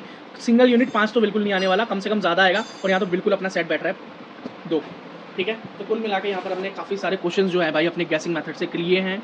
इस मेथड का यूज़ करके, इन मेथड्स का यूज़ करके, जैसे सबसे पहले सिमिलैरिटी के बाद एलिमिनेशन के बाद भाई हमको थोड़ा सा भाई अपना दिमाग भी यूज़ करना है, माइंड यूज़ करना है, और कुछ भाई हमारे कॉमन जो हैं बिलीव भी रहते हैं इसके अंदर। जैसे कि मैंने बोला कि अगर स्टेटमेंट बेस्ड क्वेश्चन है तो वहाँ पर वही ट्रेंड फॉलो होता है, अगर एक स्टेटमेंट आप निकाल लो तो ठीक, नहीं तो लास्ट ईयर का ट्रेंड ये था कि statement 1 is correct and second is non correct. ये ट्रेंड चल रहा था फिजिक्स में। बाकी इस बार का ट्रेंड आई होप यही हो, लेकिन फिर भी एक बार ट्रेंड को पता करने के लिए अगर आप फिजिक्स का कोई भी एक स्टेटमेंट वाला क्वेश्चन सॉल्व कर पाएँ तो ज़रूर कर लें, पढ़ें ज़रूर, डरे नहीं। हो सकता है कि उसका कॉन्सेप्ट बहुत ईजी हो, है ना। जैसे वो स्ट्रेस वाला कॉन्सेप्ट कितना ईजी था, वो तो भाई ईजी कॉन्सेप्ट है ना एकदम। चलिए, अब उसके बाद मैंने आपको बताया एलिमिनेशन के बाद क्या है, आपको फिर थोड़ा सा माइंड मेकअप करना है, थोड़ा सा माइंड बनाना है और क्वेश्चन को देखना है, यूनिट्स को देखना है और उसके बाद अपने ऑप्शन को करेक्ट करना है। लेकिन यहाँ पर नॉन सिमिलर ऑप्शन हो, बिल्कुल भी वहाँ पर गैस वर्क का यूज़ करना ही मत। जब तक सिमिलैरिटी ना नजर आए, do not use. And zero वाले ऑप्शन की मैंने बात की कि मोस्टली जीरो वाला ऑप्शन अमंग में मोर देन 50% करेक्ट होता है। लेकिन अगर तुम्हें वहाँ पर एक बार फिर भी जीरो को करेक्ट करने से पहले एक बार क्वेश्चन को पढ़ जरूर लेना, क्योंकि कुछ क्वेश्चन में जीरो नहीं हो सकता और किस तरह के क्वेश्चन में नहीं हो सकता वो मैंने आपको ऊपर दिखा भी दिया है। I hope you like the video and thank you so much. I hope आपको कुछ मार्क्स की बढ़ोतरी यहाँ से मिलेगी जरूर। All the best. अभी मैं इस वीडियो की शुरुआत करूंगा नीट 2026 एग्जामिनेशन पेपर से, जो क्वेश्चन पेपर अभी आपको देखने को मिला था। उसके बाद मैं आपको और स्ट्रेटजीज भी बताऊंगा। तो आप इस वीडियो को तुक्का स्ट्रेटजी वीडियो कह लें या सिंपलेस्ट वीडियो ऑन इंटरनेट कह लें। इंटरनेट पर इससे बढ़िया वीडियो आपको फिजिक्स पर नहीं मिलेगा, और वो भी नीट फिजिक्स पर। फिजिक्स का डर ही निकाल दूंगा आपके इस दिमाग से, और आप फिजिक्स को अब उस तरीके से कभी देखेंगे नहीं जिस तरीके से आप उसे देखते आए हैं। आपको कभी फिजिक्स डरा नहीं पाएगी, और मैं आपको अभी सॉल्व करा कर दिखाता हूं पेपर। चलिए शुरू करते हैं। तो ये क्वेश्चन पेपर नीट 2026 का है, और ये जो कोड हमारे पास है ये कोड 11 है। ये कोड 11 है। चलिए शुरू करते हैं क्वेश्चंस। और ये हिंदी मीडियम का क्वेश्चन पेपर है, जहां पर हमारे पास हिंदी मीडियम के साथ साथ इंग्लिश मीडियम क्वेश्चंस भी हैं। ठीक है, सबसे पहले क्वेश्चन को देखते हैं। Speed of light in vacuum is taken as unity. Unity का मतलब एक ले लिया। अब हिंदी मीडियम क्वेश्चन पेपर का क्या मतलब है बच्चों को मैं क्यों कहता हूं हिंदी मीडियम ले लो? हिंदी मीडियम के लिए इसलिए कहता हूं क्योंकि साथ में एक तो आपको बाइलैंग्वेज मिल जाता है, इंग्लिश समझना है तो हिंदी समझने का ऑप्शन आपके पास सामने अवेलेबल है। इसके अलावा कि आपके पास रफ काम करने के लिए काफी स्पेस बच जाता है। ये आपके लिए बहुत अच्छा ऑप्शन है। इन वैक्यूम, वैक्यूम का मतलब है जहां पर कुछ भी नहीं है, यानी स्पेस हो गया। अर्थ के ऊपर सन और अर्थ के बीच में क्या है? स्पेस है। तो यहां पर स्पीड क्या है? यूनिटी, यानी 1 है। स्पीड क्या ले ली? 1 ले ली, यूनिटी ले ली। अब बोल रहे हैं कि if light take 6 minute 40 second to reach the earth from the sun. अब सन से अर्थ पर आने के लिए 6 मिनट 40 सेकेंड लग रहे हैं। तो ये बताओ the distance between sun and earth क्या होगा? ठीक है, कि डिस्टेंस क्या होगा। देखो पहले मैं इसको आपको नॉर्मल तरीके से सॉल्व करना दिखा देता हूं, और अगर हमें बिल्कुल भी कुछ समझ नहीं आता तो कैसे हम सही जवाब तक पहुंचते ये भी मैं आपको बता देता हूं। चलिए शुरू करते हैं। स्पीड ऑफ लाइट 1 यूनिटी दे रखा है, यानी 1 दे रखा है। टाइम दिया हुआ है 6 मिनट 40 सेकंड, और बोल रहे हैं कि अर्थ तक पहुंचने में सन से उस लाइट को कितना टाइम लगेगा, जब वो हमने चेंज कर दिया है तो यूनिटी कर दी है स्पीड। तो अब मैं आपको एक चीज समझाऊं कि सबसे पहले टाइम जो दिया हुआ है यहां पर, सबसे पहली चीज हमें क्या देखनी है कि वो सेम यूनिट्स में दिया हुआ है या नहीं दिया हुआ। इससे ज्यादा दूसरी चीज देखो ही मत कभी भी। कोई भी चीज दी हुई है तो वो सेम यूनिट्स में है या नहीं, तो उसे कन्वर्ट कर लो एक सिमिलर यूनिट में। अब यहां पर क्या हुआ है? 6 मिनट और 40 सेकेंड। अब आपको पता है कि हमें सेकेंड्स में आंसर चाहिए होता है हमेशा, और नहीं पता तो आज याद कर लो कि सेकेंड्स में चाहिए होता है। अब इसे सेकेंड्स में कन्वर्ट कर लेते हैं। तो आपको पता है कि 1 मिनट में 60 सेकेंड होते हैं। तो हमने कैसे चेंज किया? 6 मिनट को सेकेंड्स में 6 × 60, और 40 सेकंड एक्स्ट्रा ऑलरेडी दिए, मैं प्लस कर लिया। तो 360 + 40 इक्वल्स टू कितना निकल कर आया? 400 सेकंड। तो ये निकल कर आ गया टाइम। इतने को क्या निकालना है? टाइम नहीं निकालना, हमको निकालना है डिस्टेंस। तो डिस्टेंस का फॉर्मूला क्या आता है? Velocity into time. अब आप बोलोगे भैया मुझे तो फॉर्मूला नहीं आता, तो कम से कम गति का सूत्र तो पता ही होगा। स्पीड क्या होता है? डिस्टेंस पर यूनिट टाइम, यानी किसी दूरी को तय करने में आपको कितना टाइम लगता है वही आपकी स्पीड तय कर देता है। फॉर्मूले को चेंज किया, डिस्टेंस को इधर रहने दिया, टाइम को उधर भेज दिया। ठीक है, अब वेलोसिटी क्या है? Unity, single 1। टाइम क्या हो गया? 400 सेकंड। टाइम डिस्टेंस क्या निकल कर आया? 400। ठीक है, ऑप्शंस में 400 है या नहीं? ये रहा 400। एकदम एक्यूरेट क्वेश्चन, एकदम सवाल पे जवाब पे पहुंच गए हम। कितना आसान था। इसमें कोई 11 चाहिए था, कोई 12 चाहिए था, कोई मास्टर साइंस चाहिए था, कुछ नहीं चाहिए था। और अब यहां पर देखो, अगर हमें कुछ भी नहीं पता होता, इवन स्पीड का फॉर्मूला भी नहीं पता होता, कुछ भी नहीं पता होता, यूनिट कन्वर्जन भी नहीं आती, तो इतना तो कम से कम आपको पता ही होगा कि स्पीड ऑफ लाइट होती क्या है। दोनों ही तो स्पीड ऑफ लाइट ऑलरेडी दी हुई है, नॉर्मल स्पीड ऑफ लाइट है ये, और नॉर्मल स्पीड ऑफ लाइट दी हुई है और यूनिट चेंज की हुई है ऊपर। वो खुद बोल रहा है कि भैया स्पीड को यूनिटी ले लिया, मतलब स्पीड बदल दी गई है। अब बदल दी गई स्पीड में सिमिलर आंसर कैसे आ सकता है? कभी आ सकता है? कभी नहीं आ सकता। ठीक है, तो अब ये दो ऑप्शन तो वैसे ही खत्म हो गए हमारे पास, ये दोनों ऑप्शन तो हमारे पास खत्म हो गए। यहाँ पर मैं कोई ऐसा तुक्का नहीं सिखाने वाला आपको कि ये ए और बी को ऐसे काटो और सी को ऐसे काटो, नहीं, तरीका होना चाहिए भाई को, यही है तरीका, सही तरीका यही है अगर सच में नीट क्रैक करना है तो। वो अक्कड़ बक्कड़ बम्बे बो वाला सीन नहीं होता कभी भी, समझो इस चीज को। अब हमारे पास दो ऑप्शन बचे हैं, 500 एंड 400।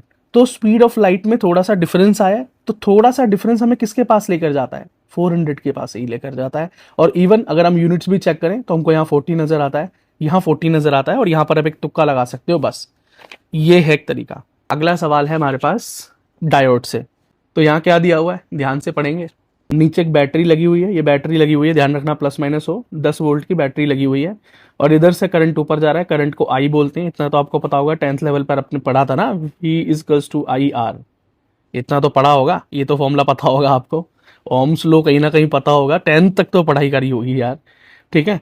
तो ये करंट यहाँ से फ्लो हो रहा है और यहाँ से वापस नेगेटिव टर्मिनल तक वापस आ जाएगा।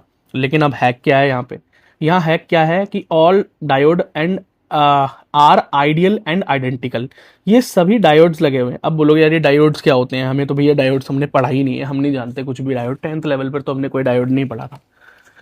तो मैं आपको थोड़ा सा कॉन्सेप्ट समझा देता हूँ, है बहुत आसान। देखो सबसे पहली बात समझ लो, बस ये कहीं पर आपको ये बना हुआ नजर आ जाए ना, ये एरो बना हुआ आ जाए, तो इसका क्या मतलब है, इसका मतलब है कि एरो की दिशा में तो ओपनिंग हो सकती है, लेकिन दूसरी तरफ से क्या है, क्लोज, मतलब बैक डोर एंट्री नहीं हो सकती। आप इस तरफ से एग्जिट ले सकते हो, इस तरफ से निकल सकते हो, इस तरफ से निकल सकते हो, लेकिन यहां से वापस नहीं आ सकते, यहां से वापस नहीं आ सकते, इतनी बात याद रखना, ठीक है। एरो की तरफ से बाहर जा सकते हो, लेकिन दूसरी तरफ से एंट्री क्या है, क्लोज है। अब तो समझ गए इसको, कभी ये देखने को मिलेगा तो अब तो कोई मुसीबत आपको नहीं आएगी। तो ये समझो जब करंट ऊपर जा रहा है तो देखो यहाँ सबसे पहले अगर यहाँ एंटर करने की कोशिश करेगा तो कर पाएगा, नहीं कर पाएगा। देखो यहाँ पे बंद है ना, यहाँ क्लोज है ना, तो यहाँ तो एंट्री नहीं कर पाएगा। तो फिर वो आगे चेक करेगा, यहाँ एंट्री कर पा रहा है, तो एक ये जगह हो गई जहाँ से एंट्री कर सकता है। सेकंड, यहाँ 3 ओम, नहीं यहाँ एंट्री नहीं कर सकता। फिर आगे जाएगा 4 ओम, हाँ यहाँ पर एंट्री कर सकता है, और फिर नीचे पहुंच रहा है। इतनी बात समझ में आ गई, इतनी बात समझ में आ गई, तो अब ये कुछ बचा ही नहीं है इस क्वेश्चन के अंदर, ठीक है। अब आपको नॉर्मल VA=IR मैंने बता ही दिया है, ओम का नियम है, ओम्स लॉ है, इसको याद रखना, ये बहुत काम आता है। करंट इलेक्ट्रिसिटी के कुछ क्वेश्चंस होते हैं या इस तरह के जो क्वेश्चंस होंगे सर्किट वाले, ओम्स लॉ कहीं ना कहीं आपके काम आने ही वाला है, और ये 10th लेवल ही है। चलिए आगे चलते हैं। अब एक बात बताओ, यहाँ पे करंट जो है वो दो तरफ से निकल सकता है, एक 2 ओम से निकल सकता है और एक 4 ओम से निकल सकता है, यही समझ में आया। अच्छा, आपने 10th लेवल में एक चीज पढ़ी थी, ये देखो आपने 10th लेवल में एक चीज पढ़ी हुई थी कि अगर रेजिस्टेंस जैसे R1 है, R2 है,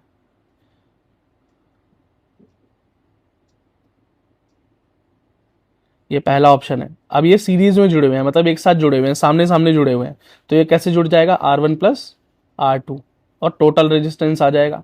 ऐसे ही होता था, प्रतिरोध आ जाएगा, कुल प्रतिरोध। लेकिन अगर ऊपर नीचे जुड़े हों तो इसे ये हो गया सीरीज, ये हो गया पैरेलल, यानी ऊपर नीचे जुड़े हुए हैं, तो ये क्या हो जाएगा, 1/R1 plus 1/R2 equals to 1/R। ऐसे तो निकलेगा। कुल प्रतिरोध कैसे निकलेगा, टोटल रेजिस्टेंस कैसे निकलेगा, यहाँ बटे में निकलेगा क्योंकि ये पैरेलल है। और ये कैसे निकलेगा, क्योंकि ये सीधे सीधे जुड़ जाएगा क्योंकि सीरीज में, इतना तो आपको पता ही होगा ना। चलिए अब आगे क्या करते हैं। आपको पता है R2 एंड R4 जहां से करंट निकल पा रहा है वो पैरेलल है एक दूसरे के, तो इन दोनों को एक साथ जोड़ लेते हैं हम। अब इनको एक साथ हम क्यों जोड़ रहे हैं, क्योंकि करंट जो है दोनों ही तरफ से निकल पा रहा है, दोनों ही तरफ से निकल पा रहा है, और जो दोनों एंट्री गेट है उनका एक अपना अपना रेजिस्टेंस है। ये जो 4 ओम 2 ओम जो दिया हुआ है, ये क्या रेजिस्टेंस मान लो, इसको बहुत आराम से समझा रहा हूँ, इतना ही, इससे ज्यादा आसान तरीका नहीं हो सकता। आप इसे रेजिस्टेंस ही मान लेना सिंपल, और डायोड को ये समझ लें गेट है बस, और कुछ नहीं है, ठीक है। तो अब इसे जोड़ लेते हैं हम टोटल रेजिस्टेंस के लिए, तो 1/2/1/1/4, एलसीएम लेंगे 4 आएगा, ऊपर 1 + 1 और 2 की टेबल में 4 आता है 2 पर, तो 2 3/4, ठीक है। तो 1/R क्या आ गया, 3/4, और खाली रेजिस्टेंस निकालेंगे तो उल्टा हो जाएगा, यानी रेजिस्टेंस क्या निकल कर आया हमारा, 4/3 ओम, ठीक है। ये निकल कर आ गया हमारा टोटल रेजिस्टेंस।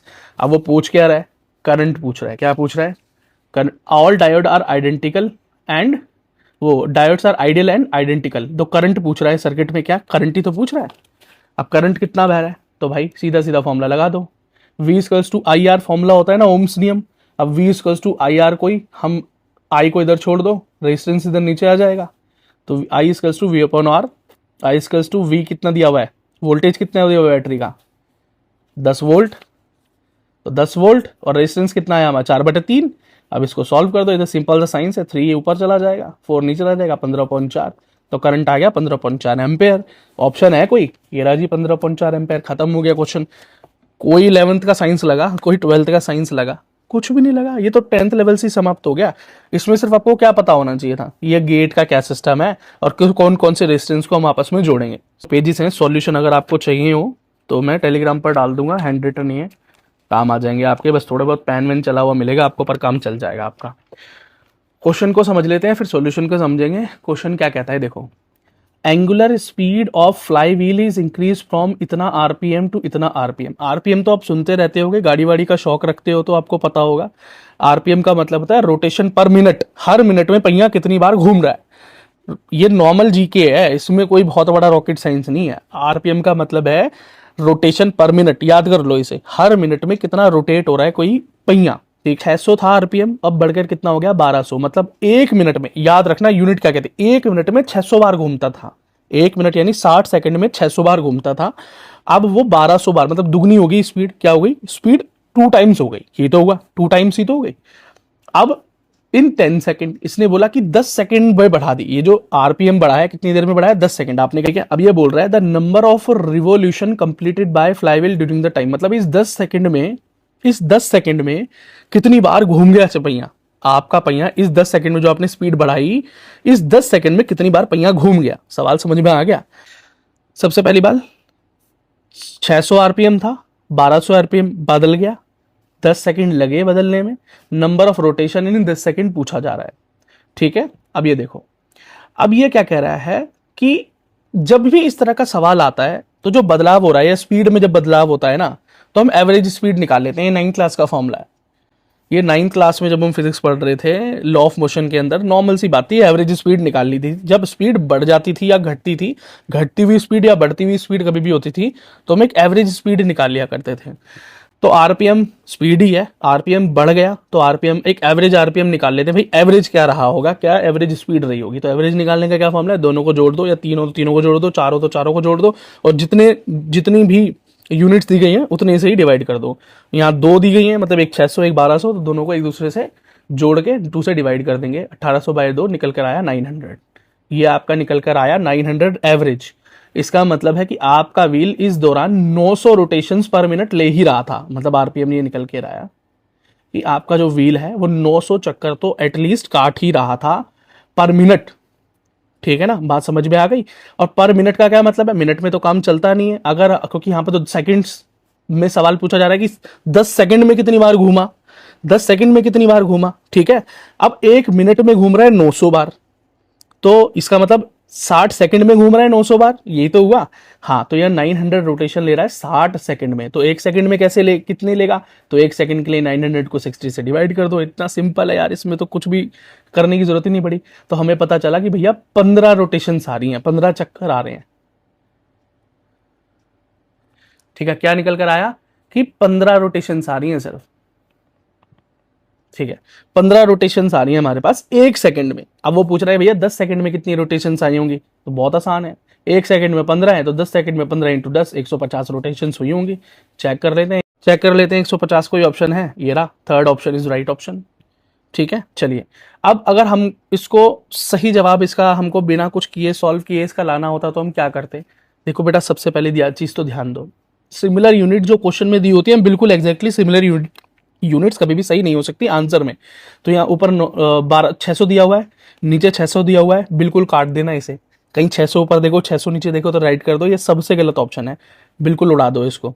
ठीक है, अब 900 यहां पर क्यों दिया गया, जब बच्चा कोई आगे सॉल्व करेगा इस क्वेश्चन को तो 900 देखने को मिलेगा उसको, हो सकता है वहीं पर वो 900 पर आकर ही अपने क्वेश्चन को छोड़ दे। एक सेकंड में 900 बार घूम रहा है उतने पे आगे छोड़ दे, इसलिए एग्जामिनर ने 900 यहां पर जानबूझ के दिया हुआ है। ठीक है, तो हम इस 900 को कैसे एलिमिनेट करेंगे। बच्चा एक बात याद रखो, बड़ा दिमाग लगाओ, छोटी सी बात सोचो, कोई पहिया 600 बार एक मिनट में घूमता है, यानी 60 सेकंड में 600 बार घूमता है शुरुआत में, और बढ़ाकर 1200 बार घूमता है एक मिनट में, यानी 60 सेकंड में 1200 बार घूम रहा है, तो 10 सेकंड में जो घूमेगा, 10 सेकंड में जो घूमेगा, 60 सेकंड और 10 सेकंड में कौन बड़ा है? 60 सेकंड बड़ा है, और 10 सेकंड उसके हिसाब से बहुत छोटा है। तो जो 10 सेकंड में जो पहिया घूमेगा वो 1200 घूम सकता है क्या? नहीं, ये तो 60 सेकंड में घूम रहा है। तो सीधी सी बात है कि आपका जो जवाब है वो 1200 से बहुत कम होगा। अब 900 तो 1200 के बहुत करीब है, समझ रहे हैं? तो बहुत कम होगा। मैं इसको 30 सेकंड भी ले लूं तो 1200 का आधा 600 हो जाता है ना। कितने पे? 30 सेकंड पे। तो 10 सेकंड में तो और भी कम होना चाहिए। नॉर्मल सोचो, एकदम नॉर्मल सोचो, बहुत उससे भी कम होना चाहिए। तो 900 तो इसका आंसर कभी भी नहीं आ सकता। दो ऑप्शन आपके बिल्कुल वहीं खटैक करके खत्म हो जाते हैं, ठीक है। और इसी कैलकुलेशन से जाओगे तो 300 भी खत्म हो जाएगा। सबसे छोटी यूनिट यहाँ पर 150 बचती है, वही आपको चूज करनी पड़ेगी अगर आप इसमें तुक्का भी लगाते हैं तो। ठीक है बच्चों, आई होप आपको समझ में आया होगा, थोड़ा सा कॉन्फिडेंस भी आया होगा। बहुत ईजी है यार, बहुत ईजी। अब बताओ इसमें कौन सा 12th का फिजिक्स लग गया, कौन सा 11th का फिजिक्स लग गया, कौन सा रॉकेट साइंस और जेई का फिजिक्स लग गया। बच्चे जेई के क्वेश्चंस करना शुरू कर देते हैं, क्यों करते हैं आई डोंट नो, कोई जरूरत नहीं है। एक दो क्वेश्चन बहुत हार्ड लेवल का आने का ये मतलब नहीं आप फिजिक्स को पूरा ही हार्ड लेकर चलो, नहीं यार, बहुत ईजी है फिजिक्स। चलिए आगे चलें, 5th क्वेश्चन करते हैं। देखो 5th क्वेश्चन कितना प्यारा है और ईजी भी है, आपको बहुत पसंद आएगा। क्वेश्चन नंबर 5 देखते हैं, बहुत इजी है, आराम से देखना, एकदम प्यार से काम हो जाएगा। ये बोल रहा है एक सिंपल पेंडुलम है, पेंडुलम ऐसे घूमता है, ऐसे नॉर्मल सी चीजें पता है आपको, ठीक है। अब ये बोल रहा है कि उसका टाइम पीरियड है टी। अब ये टाइम पीरियड क्या होता है मैं बता देता हूँ, बहुत ईजी है। और ये बोल रहा है कि उसकी the variation of kinetic energy with time. अब उसकी जो काइनेटिक एनर्जी है समय के साथ कैसे बदलेगी, उसका कौन सा ग्राफ यहाँ पर ठीक है। तो ग्राफ को चेक करने से पहले अपने कॉन्सेप्ट्स को क्लियर कर लेते हैं। तो मोशन कैसी होती है, ये यहां से शुरू होगा, बीच में आएगा और फिर एंड में जाएगा और फिर से वापस चला जाएगा। ये इसका एक पूरा मोशन हो गया ना। ऊपर से इधर जाना, इधर से टॉप पे जाना और फिर टॉप से फिर से नीचे आना और फिर दोबारा से वापस उस पोजीशन पे चले जाना। ये इसका एक पूरा मोशन हो गया, थ्रू एंड फ्रो। याद रखना ये एक बॉब का पूरा मोशन है। टाइम पीरियड बोलते हैं, यही है कैपिटल टी, टाइम पीरियड। ये जो यहां से लेके वहां तक गया हाफ टाइम, और वहां से लेके वापस आया पूरा टाइम, ये उसने पूरा मोशन कंप्लीट कर दिया, ये हो गया उसका टाइम पीरियड। आप जरा बेटा एक चीज याद रखो, एक होती है काइनेटिक एनर्जी और एक होती है पोटेंशियल एनर्जी। काइनेटिक एनर्जी चलने पर बनती है, जब मोशन में होती है कोई चीज, और पोटेंशियल एनर्जी कब बनती है, जब कोई चीज रेस्ट में होती है। बॉब यहां था, शुरुआती पोजीशन में था, तो काइनेटिक एनर्जी क्या थी? कुछ भी नहीं थी।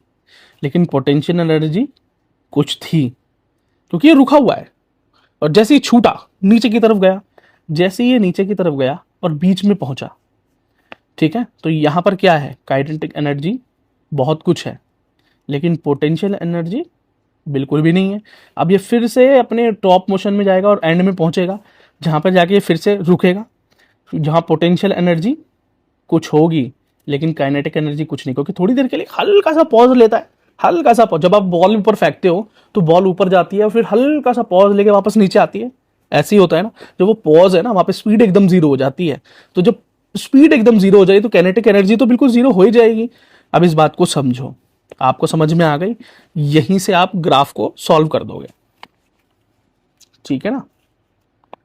ठीक है, अच्छा एक चीज आपको समझ में आई, इस पूरे पाथवे में काइनेटिक एनर्जी दो बार जीरो हो रही है, एक तो इनिशियली और एक फिर से फाइनली। शुरुआत में और एंड में काइनेटिक एनर्जी जीरो हो रही है। अब मैं क्यों काइनेटिक एनर्जी पर फोकस करवा रहा हूं आपको, क्योंकि यहां पर जो सवाल है वो सवाल आपसे फोकस करके क्या पूछ रहा है, वो पूछ रहा है कि वेरिएशन ऑफ काइनेटिक एनर्जी का ग्राफ है। वेरिएशन मतलब काइनेटिक एनर्जी में जो बदलाव हो रहा है ना पेंडुलम के मूव करने से, उस दौरान, उस बदलाव के दौरान कितनी बार काइनेटिक एनर्जी उस टाइम पीरियड के दौरान चेंज होती है। तो मैंने आपको दोनों बार दिखा दी, एक बार मैक्सिमम होती है, बीच में सबसे ज्यादा स्पीड होती है, पेंडुलम के बीच में सबसे ज्यादा काइनेटिक एनर्जी होती है, और शुरुआत में और एंड में दोनों तरफ काइनेटिक एनर्जी क्या होती है, जीरो होती है। अब जरा ग्राफ चेक कर लेते हैं सबसे पहले। तो ये पहला ग्राफ क्या कहता है, अभी इसे एलिमिनेट करते हैं, देखो कैसे होगा ये। अब ये कह रहा है पहला ग्राफ, ये तो काइनेटिक एनर्जी है ऊपर की तरफ जो बढ़ रही है, और ये टाइम है जो बढ़ रहा है, टाइम तो बढ़ेगा ही। अब ये बोल रहा है कि कहीं ना कहीं पोटेंशियल काइनेटिक एनर्जी जो है वो बिल्कुल सीधी है, मतलब चेंज ही नहीं हो रही। काइनेटिक एनर्जी चेंज ही नहीं हो रही, पेंडुलम के टाइम में चेंज ही नहीं हो रही। अरे भाई, शुरुआत में भी जीरो है, एंड में भी जीरो है, बदलाव हो रहा है और बीच में मैक्सिमम है, तो ये तो ग्राफ कैसे भी पॉसिबल है ही नहीं। काइनेटिक एनर्जी में वेरिएशन होता है। चलिए अगला ग्राफ देख लेते हैं। तो अगला ग्राफ क्या कह रहा है, ये ग्राफ बोल रहा है काइनेटिक एनर्जी चल रही है और हाफ टाइम पे आ रही है और फिर उसके बाद फिर से बढ़ रही है। तो यहां पर देखो ये कैसे हो सकता है, यहां तो काइनेटिक एनर्जी को कैसे देखो शुरू कर रहे हैं, ठीक है, और ये शुरू कर रहे हैं कहीं ना कहीं से, कहीं ना कहीं से मतलब कि काइनेटिक एनर्जी कुछ है, ये तो जीरो है, ये है ना जीरो पॉइंट, किसी ग्राफ का जीरो पॉइंट क्या ये होता है। लेकिन काइनेटिक एनर्जी के बारे में तो मैंने आपको बताया था कि शुरुआत जब होती है बॉब की, जब घंटा शुरू होता है तो जीरो होती है काइनेटिक एनर्जी, जीरो से स्टार्ट होती है काइनेटिक एनर्जी, पर यहां तो कहीं ना कहीं से स्टार्ट कर रहा है पहले से ही, तो ये जीरो है ही नहीं काइनेटिक एनर्जी भाई, ये तो ग्राफ बिल्कुल नहीं हो सकता क्योंकि शुरुआत में जीरो होता है। अगला ग्राफ थोड़ा सा इंटरेस्टिंग है, इस ग्राफ को यहां से समझना हिंदी वाले सेक्शन से, क्योंकि ये थोड़ा सा ड्राइंग व्राइंग हो गई है सॉल्व करते टाइम बच्चे से। तो यहां पर देखो जीरो से काइनेटिक एनर्जी शुरू हो रही है, शुरुआत तो ठीक है, अब वो बढ़ रही है, ठीक है, बीच में पहुंच गई तो मैक्सिमम है, और फिर से घट रही है हाफ टाइम में, सही बात है ना। हाफ टाइम का मतलब समझते हो ना आप, देखो ये बॉब यहां से यहां गया, यहां से यहां गया, एक चक्कर हो गया, ये हो गया हाफ टाइम, अब यहां से फिर वापस आया तो ये हो गया फुल टाइम, पूरा टी, तो ये हाफ टी मतलब बिल्कुल सही है, आधे टी का एकदम सही बना हुआ है, फिर जीरो से स्टार्ट होती है, फिर मैक्सिमम होती है, फिर जीरो हो जाती है और चलती रहती है। ये काफी सही रिप्रेजेंटेशन है काइनेटिक एनर्जी के वेरिएशन का। अगला देख लेते हैं, तो ये बोल रहा है जीरो से स्टार्ट होती है काइनेटिक एनर्जी, वेरी गुड, फिर बढ़ती है, सही है, मैक्सिमम जाती है, ओके, फिर जाती है जीरो होकर नेगेटिव हो जाती है। भाई एनर्जी कभी नेगेटिव नहीं होती, एनर्जी कभी नेगेटिव हो ही नहीं सकती, तो जो नेगेटिव ग्राफ तो कभी हो ही नहीं सकता, एनर्जी कभी नेगेटिव नहीं होती, या तो जीरो होगी या कुछ होगी, या तो जीरो होगी या कुछ होगी, लेकिन नेगेटिव कभी नहीं होगी। तो नेगेटिव ग्राफ किसी भी एनर्जी के केस में आ जाए ना, kinetic energy, potential energy, mechanical energy, आंख बंद करके उस ग्राफ को बिल्कुल हटा देना या उस ऑप्शन को बिल्कुल एलिमिनेट कर देना, तो ये तो हो ही नहीं सकता। राइट ऑप्शन 3 हमारा आ गया। अगला सवाल कर, सवाल नंबर 6। अब ये सवाल क्या कह रहा है देखो, a resistor is connected to a battery of 12 volt EMF and internal resistance 2 ohm. If the current in the circuit is 0.6 ampere, terminal voltage of the battery is। अब हमें सबसे पहले समझना पड़ेगा है क्या, फिर वैसे इस क्वेश्चन को हम तुक्के से भी सॉल्व कर सकते हैं, बहुत आसान है, पर हम यहाँ पर ये देखेंगे कि एग्जैक्टली है क्या चीजें। देखो सबसे पहली बात तो मैं आपको एक चीज समझा दूं, यहां पर कौन कौन सी चीजें दे रखी हैं। रखा है कि एक बैटरी है, बहुत ध्यान से देखना, देखो बहुत सिंपल है एकदम, ये बैटरी है, लो बैटरी बना दी मेरी ड्राइंग के लिए, मैं माफी चाहूंगा, प्लस माइनस, ये बैटरी है और ये 12 वोल्ट। ईएमएफ क्या होता है, ईएमएफ का मतलब होता है इलेक्ट्रोमोटिव फोर्स, ठीक है, पर कोई जरूरत नहीं है, टेंशन मत लो, इन सारी टर्मिनोलॉजी की कोई जरूरत नहीं है, तो ये समझ लो बैटरी है, इसकी कैपेसिटी 12 वोल्ट है। अब इसके अंदर क्या दे रखा है, इंटरनल रेजिस्टेंस, यहाँ 2 ओम का रेजिस्टेंस है, छोटा रेजिस्टेंस है, करंट को रोक रहा है, इंटरनली बैटरी के अंदर ही है, और उससे जब करंट बाहर आता है उसमें डिफरेंस होता है, जो वोल्टेज बाहर निकल कर आती है ना, वो उसमें कुछ डिफरेंस होता है। मैं दोबारा बता देता हूं, देखो एक, और जब उस इंटरनल रेजिस्टेंस में बिजली खर्च होकर जब आपके पास पहुंचती है तो कुछ कम पहुंचेगी, जितनी बैटरी कैपेसिटी होगी उससे कम पहुंचेगी, थोड़ी कम पहुंचे पर थोड़ा उसमें कटौती हो जाएगी, टैक्स कट जाएगा, तो जब टैक्स कट के तुमको जो वोल्टेज मिलता है उसको हम टर्मिनल वोल्टेज बोलते हैं, और कुछ नहीं है, बस वही पूछ रहा है इस सवाल में, टर्मिनल वोल्टेज पूछ रहा है। मतलब यही है कि ये जो इंटरनल रेजिस्टेंस से टैक्स कटने के बाद जो हमें मिलेगा वो कितना मिलेगा, इतना सिंपल सा सवाल है। समझ में आ गया, सवाल समझ में आ गया तो सवाल खत्म, ठीक है। देखो अब मैंने सॉल्व करके दिखा रखा है, यहाँ पे 12 वोल्ट की बैटरी है, 2 ओम का रेजिस्टेंस है, करंट दिया हुआ है 0.6 एम्पियर। अब आपको एक फॉर्मूला मैंने बोला था करंट इलेक्ट्रिसिटी में, 10th लेवल का एक फॉर्मूला आपको पता होना चाहिए, वो है V = IR, यानी ओम्स लॉ। बहुत ईजी है, याद कर लो इसको, बहुत आसान है। V voltage, I current, R resistance, इतना आसान है, ठीक है। अब ये टर्मिनल वोल्टेज क्या होती है मैंने यहाँ पर लिख भी दिया है, बाकी मैंने आपको समझा दिया है।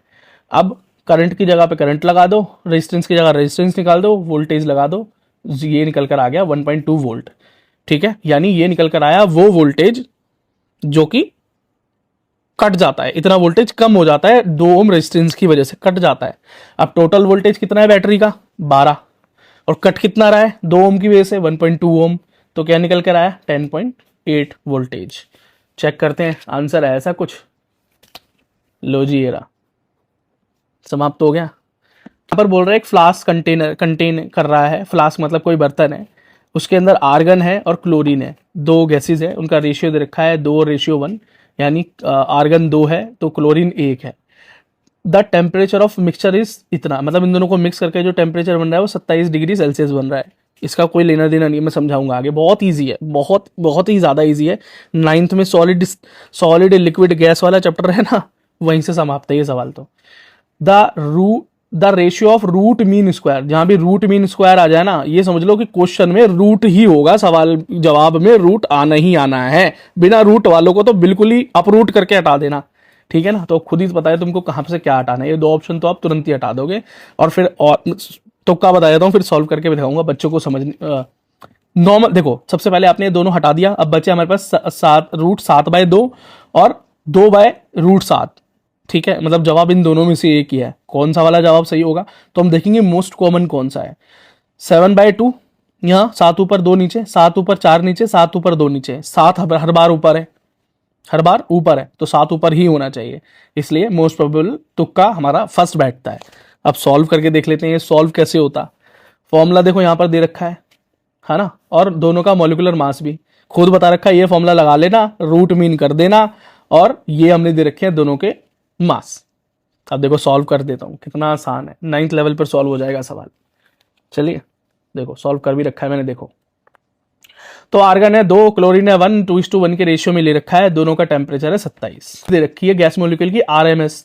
देखो अभी इससे पहले हमने एक सवाल किया था आरपीएम, जहां पर जब व्हील घूम रहा था तो हमने कहा था रोटेशन पर मिनट, तो वो जब रोटेशन मोशन होता है तो उसको नापने का तरीका है वो आरपीएम। लेकिन जब यहाँ पे गैस के मॉलिक्यूल्स की स्पीड की बात करते हैं ना, हम गैस के मॉलिक्यूल्स की बात करते हैं हमेशा, तो हम आरएमएस की बात करते हैं। क्या करते हैं? आरएमएस की बात करते हैं, रूट मीन स्क्वायर, क्या रूट मीन स्क्वायर की बात करते हैं। वैसे नॉर्मल से टर्मिनोलॉजी है, ये भी नहीं आती तो भी कोई फर्क नहीं पड़ता, ठीक है ना। अब उसने खुद बोल दिया है क्वेश्चन के अंदर कि हमें क्या करना है, वो भी हमारे क्वेश्चन में दे रखा है। तो अब हमें क्या चाहिए यार, सब कुछ तो प्लेट में सजावा दिया, फॉर्मूला दे दिया, उसके बाद दोनों के मास दे दिए, दोनों के मास को अंडर रूट में करके डाल दो, ठीक है। चलिए डाल दिए, तो आर्गन का 40 और क्लोरीन का 70, 0 से 0 गया, ऊपर 7/4, √7 तो भाई कुछ निकलता ही नहीं, √7 रहेगा, लेकिन 4 क्या होगा, √4 क्या हो जाएगा, 2 हो जाएगा। तो आंसर क्या निकल कर आया हमारा, √7/2, ठीक है। बस एक सवाल आएगा आपके पास कि भैया ये उल्टा क्यों हो गया, तो स्पीड जो होती है ना वो हमेशा रूट मीन स्क्वायर का उल्टा होती है, बस इस बात को याद रख लेना। जो भी आपका आंसर आएगा उसे उल्टा कर देना। इसलिए तो एग्जामिनर ने यहाँ पर 2 ऑप्शन दिए थे पहले ही, रूट देखो 2/√7 भी तो दिया है, हाँ 2/√7 भी तो दे रखा है। आप सोचो कितना तेज है एग्जामिनर, तो उसने क्या सोचा कि बच्चा अगर सॉल्व कर रहा है तो कहाँ फंस जाएगा। तो लेकिन आप तो तुक्का भी जानते हो, नॉर्मल भी जानते हो, तो आप फंसने वाले तो हो नहीं, ठीक है। चलिए अब अगला सवाल करते हैं। मज़ा आ रहा है बच्चों तो लाइक मारते चलना अगर मज़ा आ रहा है तो, और आपको सच में लग रहा है ना बहुत आसान तरीके से पेपर सॉल्व हो रहा है। तो ये कोई ट्रिक नहीं दे रहा हूँ यार मैं, देखो तुक्का ट्रिक तो मैं ऑलरेडी दे चुका हूँ आपको। 8वां सवाल क्या कह रहा है, 8वां सवाल कह रहा है कि एक ray of monochromatic light is pass through a equilateral prism shown in the figure फलाना फलाना, ये और ये घुस गया। हमें सवाल पढ़ने की जरूरत भी नहीं है, इसके अंदर बस सीधा पूछ रखा है एंगल ऑफ डेविएशन क्या है। अब आप बोलोगे भैया हमको तो कुछ समझ नहीं आया, तो जरा समझा देते हैं। से घुसा 50 डिग्री पर घुसा, जो लाइट घुसी वो 50 डिग्री पे घुसी, यानी इंसिडेंट रे यानी आई जो है, इसको आई बोलते हैं, ये आपको ऑलरेडी 50 दे रखा है। और आंख बंद करके बता रहा हूं बच्चे, इस बात को याद रखना, प्रिज्म में जिस एंगल पर लाइट घुसती है उसी एंगल पर बाहर निकल जाती है। जिस एंगल पर लाइट घुसती है, इंसिडेंट रे होती है, उसी एंगल पर बाहर निकल जाती है। अगर ये वाला प्रिज्म दे रखा है तो अलग अलग तरह के प्रिज्म में अलग अलग तरह के एंगल्स बनते हैं, तो यहाँ पर पैरेलल होता है, बेस से ये होता है वो होता है। मैं इतना मैथमेटिक्स नहीं समझा रहा आपको, मैं सीधा सा बता रहा हूँ कि अगर ये नॉर्मल प्रिज्म आपको दिखाई देता है, ट्राइंगल दिखाई देता है, इंसिडेंट रे का जो एंगल बनता है वही आपका इमर्जेंट रे का एंगल होगा, यानी आई इक्वल्स टू ई होगा हमेशा। जिस एंगल से घुसेगी उसी एंगल से बाहर भी निकल जाएगी, दिख भी रही होगी आपको, देखो इस एंगल से घुसी, इस एंगल से बाहर निकल गई, तो आई और ई क्या हो गया तुम्हारा, बराबर हो गया, इमर्जेंट रे, ठीक है ना। अब यहां पर एक बड़ा और एक यहां पर एंगल दे रखा है प्रिज्म का, ये भी देख लो जरा, ये देखो प्रिज्म का एक एंगल दे रखा है 60, तो ये भी 60 होगा, ये भी 60 होगा, तभी तो टोटल 180 होता है ना। त्रिभुज जो होता है उसके सारे कोणों का योग क्या होता है, the sum of the total angles of a triangle is 180 degree. नहीं तो कुछ 9th वाला सिस्टम दिखाई दे रहा है भैया, ठीक है। और ये थोड़ा सा साइंस दिखाई दे रहा है। तो एक फॉर्मूला आता है हमारे पास, इस फॉर्मूला को याद रख लेना कि इंसिडेंट रे और इमर्जेंट रे को अगर हम जोड़ दें, एंगल को अगर हम जोड़ दें, तो हमेशा किसके बराबर होगा, प्रिज्म के एंगल के और जितने डाइवर्ट हुई, मतलब जितना एंगल लाइट अपने पाथ से भटक गई उसके बराबर होगा। हमेशा याद रख, कितना आसान है। इंसिडेंट रे और इमरजेंट रे का जो भी एंगल है दोनों को अगर मैं जोड़ दूं तो हमेशा प्रिज्म के एंगल और डाइवर्जेंट एंगल के बराबर ही होगा, वो एंगल ऑफ डेविएशन के बराबर ही होगा। तो कभी दिखाऊंगा आगे कैसे होता है, ठीक है। तो ये 50 है, आई ई भी 50 है, एंगल प्रिज्म 60 है, डेविएशन का पता नहीं, दोनों को जोड़ेंगे 100 आएगा, 60 इधर प्लस में उधर जाकर माइनस हो जाएगा, डेविएशन निकल कर आया 40 डिग्री। आंसर चेक करते हैं। तो 40 कोई ऑप्शन है? बिल्कुल है, ये रहा 40 ऑप्शन। अगर तुक्का लगाते तो कैसे लगाते, ये देखो, ये 50 है, ये हमेशा 50 होगा निकलते हुए, इसमें कोई दो राय तो नहीं है आपके, ठीक है। डेविएशन का जो एंगल होता है ना, डेविएशन का जो एंगल होता है, जो बदलाव का एंगल होता है, वो बहुत भीषण एंगल नहीं होता, बहुत ज्यादा बदलाव, तो वो बहुत ज्यादा बदलाव नहीं हो जाता, थोड़ा बहुत ही बदलाव होता है। ऐसा नहीं है कि वो इमरजेंट रे का जो एंगल बन रहा है इंसिडेंट रे का उससे भी बहुत ज्यादा बदलाव होगा। डेविएशन, थोड़ा डेविएशन होता है। आप ये देख रहे हो ना, थोड़ा ही तो डेविएशन है, तो 50 से तो कम होगा डेविएशन, ये तो पक्का ही है कि 50 से कम ही होने वाला है, ठीक है। तो 55 तो यहां से ऑप्शन से हमारा वैसे ही समाप्त हो जाता है। अब याद रखना बेटा, 45 कभी भी नहीं बनेगा आंसर इसका, 45 कभी भी बन ही नहीं सकता, इस बात को अपने दिमाग में सेट कर लो, ठीक है ना। अब बचता है 35 और 40, तो हमारा नियरेस्ट एंगल है ही 40 बस, तो इसलिए 40 बनेगा और कोई ऑप्शन नहीं है। और वैसे भी 40 और 45 के बीच में आपको कंफ्यूज किया गया है, तो इससे आप तुक्का लगा सकते हो। वैसे यार मैं इसको तुक्का लगाऊं तो कैसे लगाऊंगा, इस बात को याद कर लेना आज बच्चों। जब भी कभी एटम की बात आए, मॉलिक्यूल्स की बात आए, एनर्जी की बात आए, दूरी की बात आए, डिस्टेंस की बात आए, मॉलिक्यूलर लेवल पर, एटॉमिक लेवल पर, तो यहां पर बेटा हमेशा याद रखना कि 10⁻10 जो होगा वो हमेशा एक्यूरेट आंसर होगा।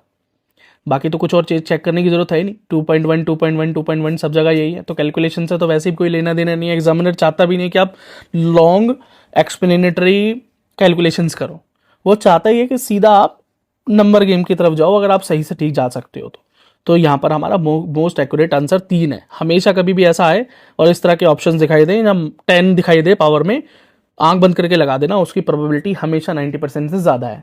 अब मैं जरा सॉल्व करके दिखाता हूँ इसको, सॉल्व कैसे होता अगर ये होता तो।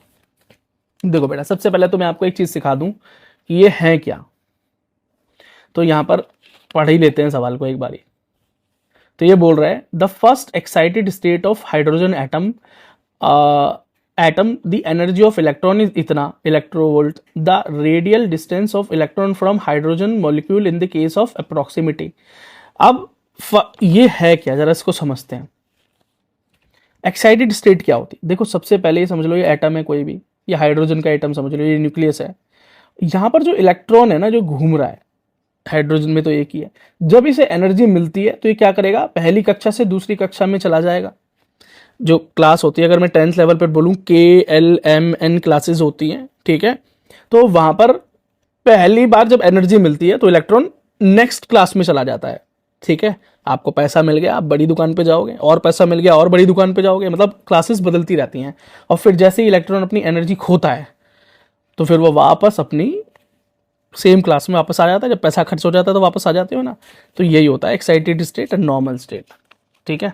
देखो अब 10th में नहीं है ये चीजें, इसलिए मैं नहीं समझा रहा।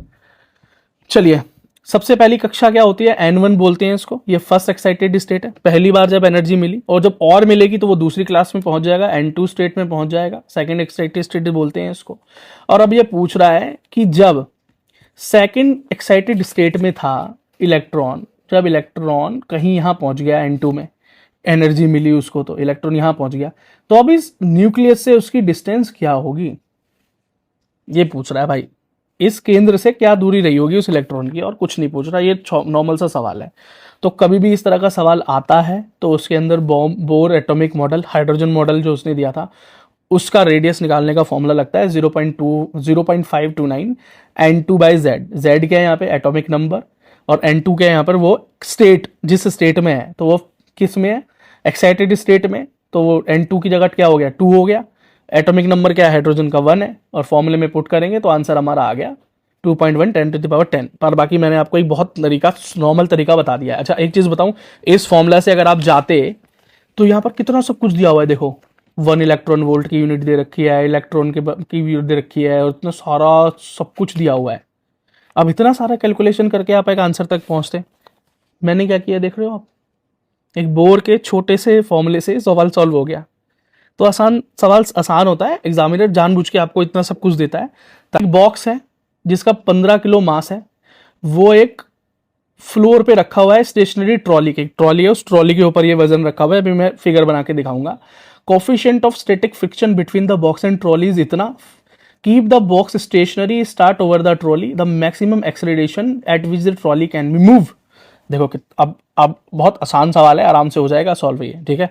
और अगर तुक्का तुम लगाते तो ये देखो, हमेशा याद रखना कि जो यूनिट्स हमें ऊपर दे रखे हैं उन यूनिट्स के आसपास का ही जवाब होगा। एक तो कॉमन देखो, कॉमन क्या है यहाँ पे 2.1 1.2, ये दोनों तो वैसे ही एलिमिनेट हो गए।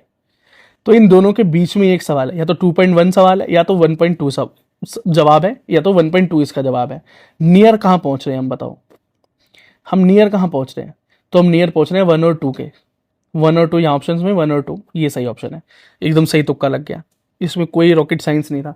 अब इसे सॉल्व करा के दिखा देता हूँ आपको। सबसे पहले तो फिगर समझा दूं।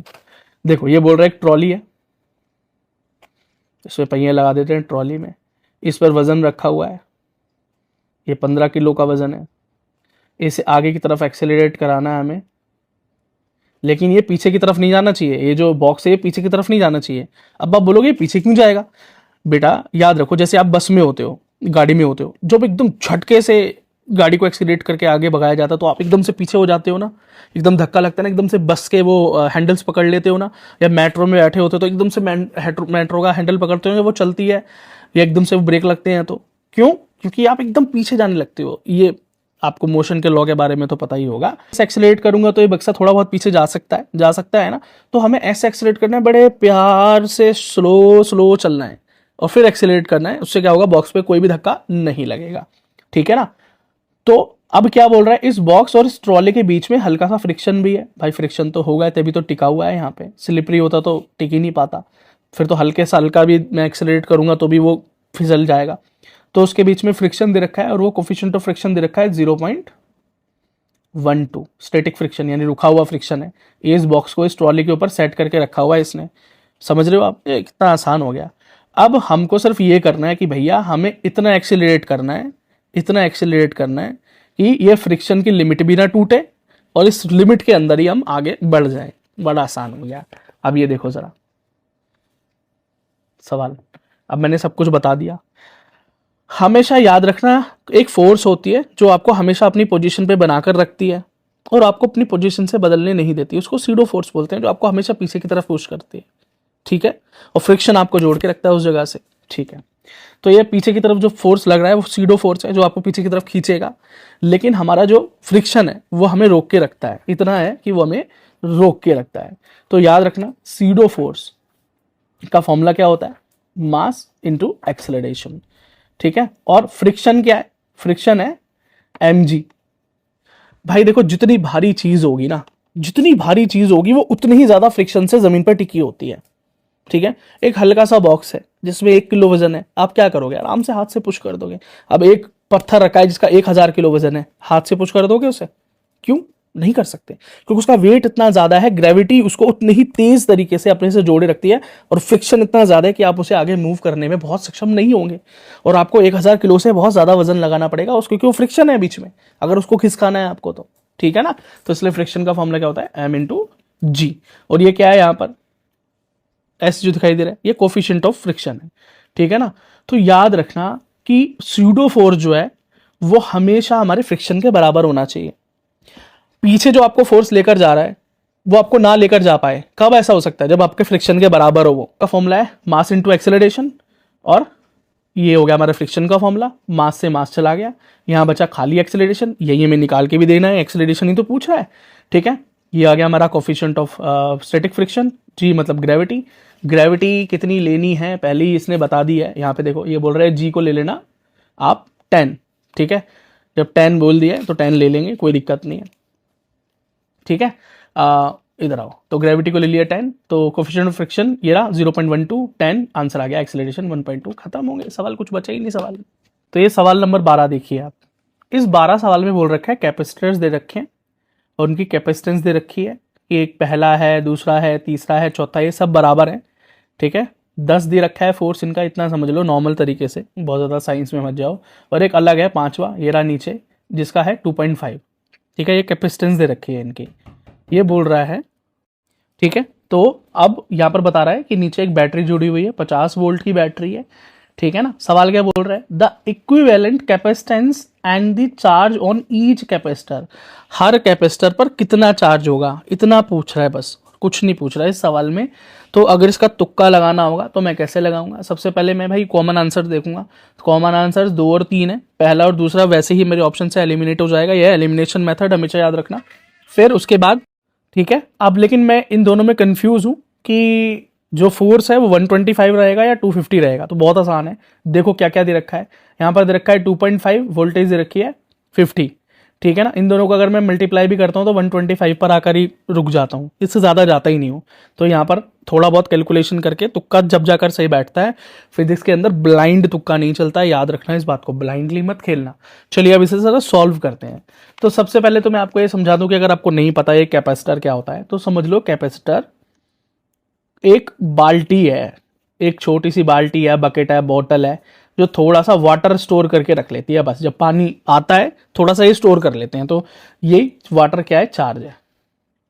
ये थोड़ा सा चार्ज स्टोर करके रख लेते हैं अपने पास, बस और कुछ नहीं है। चार्ज को स्टोर करके रखते हैं, जितनी जिसकी पावर उतना वो चार्ज स्टोर कर लेता है, ठीक है। सॉल्व करते हैं अब क्वेश्चन को।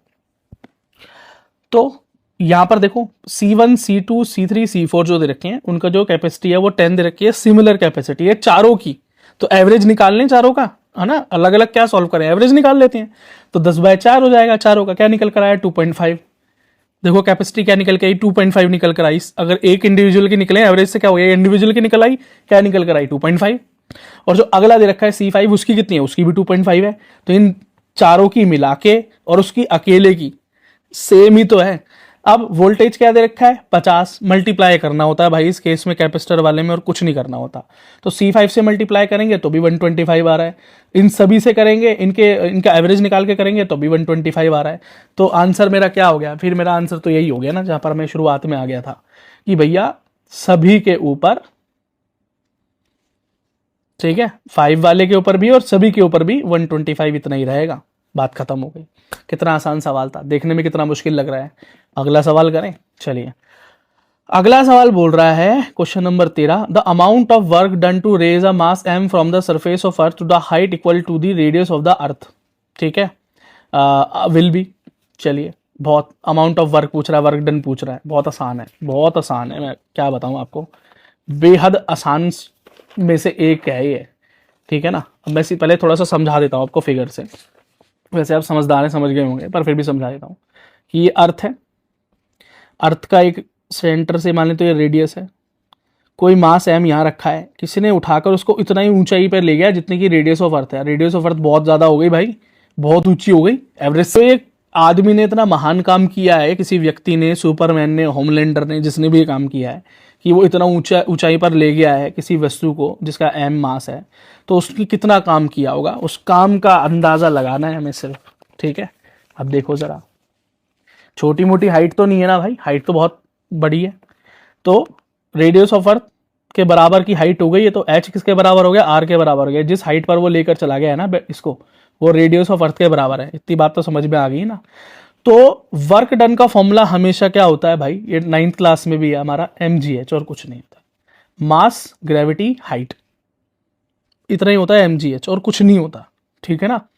अब इस फॉर्मूले में अगर मैं पुट करूंगा, सही जवाब तक नहीं पहुंचूंगा, क्योंकि ये भाई हाइट कोई नॉर्मल हाइट नहीं है, ये तो बहुत ऊंची हाइट हो गई, 6400 किलोमीटर के अराउंड ये हाइट हो गई, कितना बड़ा हाइट हो गया। तो ये फॉर्मूला हमारा यहाँ पर काम नहीं करेगा।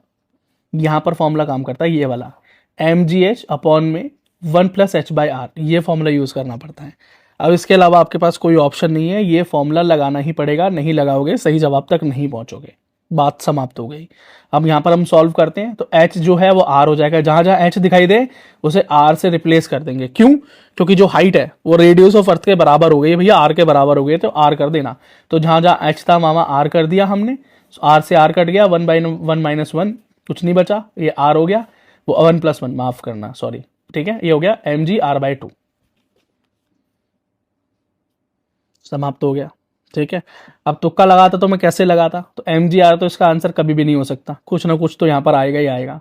ठीक है, अब यहाँ पर देखो मोस्ट कॉमन क्या है, 2, इन दोनों में से एक सवाल, एक जो होने वाला है, एलिमिनेट कर लिया हमने, इन दोनों में से एक ही इसका सही जवाब होने वाला है, लेकिन सही होगा कौन सा, अपॉन वाला या नॉन अपॉन वाला। तो अपॉन वाले हमारे को यहाँ पर 2 नजर आ रहे हैं, अपॉन वाले 2 नजर आ रहे हैं, और जो बिना अपॉन वाला नजर आ रहा है उसमें एक विदाउट यूनिट है, उसमें कोई नंबर नहीं है, तो ये तो हमारा एलिमिनेट हो ही गया, आइडियल नहीं हो सकता, इसलिए हमारा सही आंसर 4 बन गया। ये हमारी तुक्का स्ट्रेटेजी।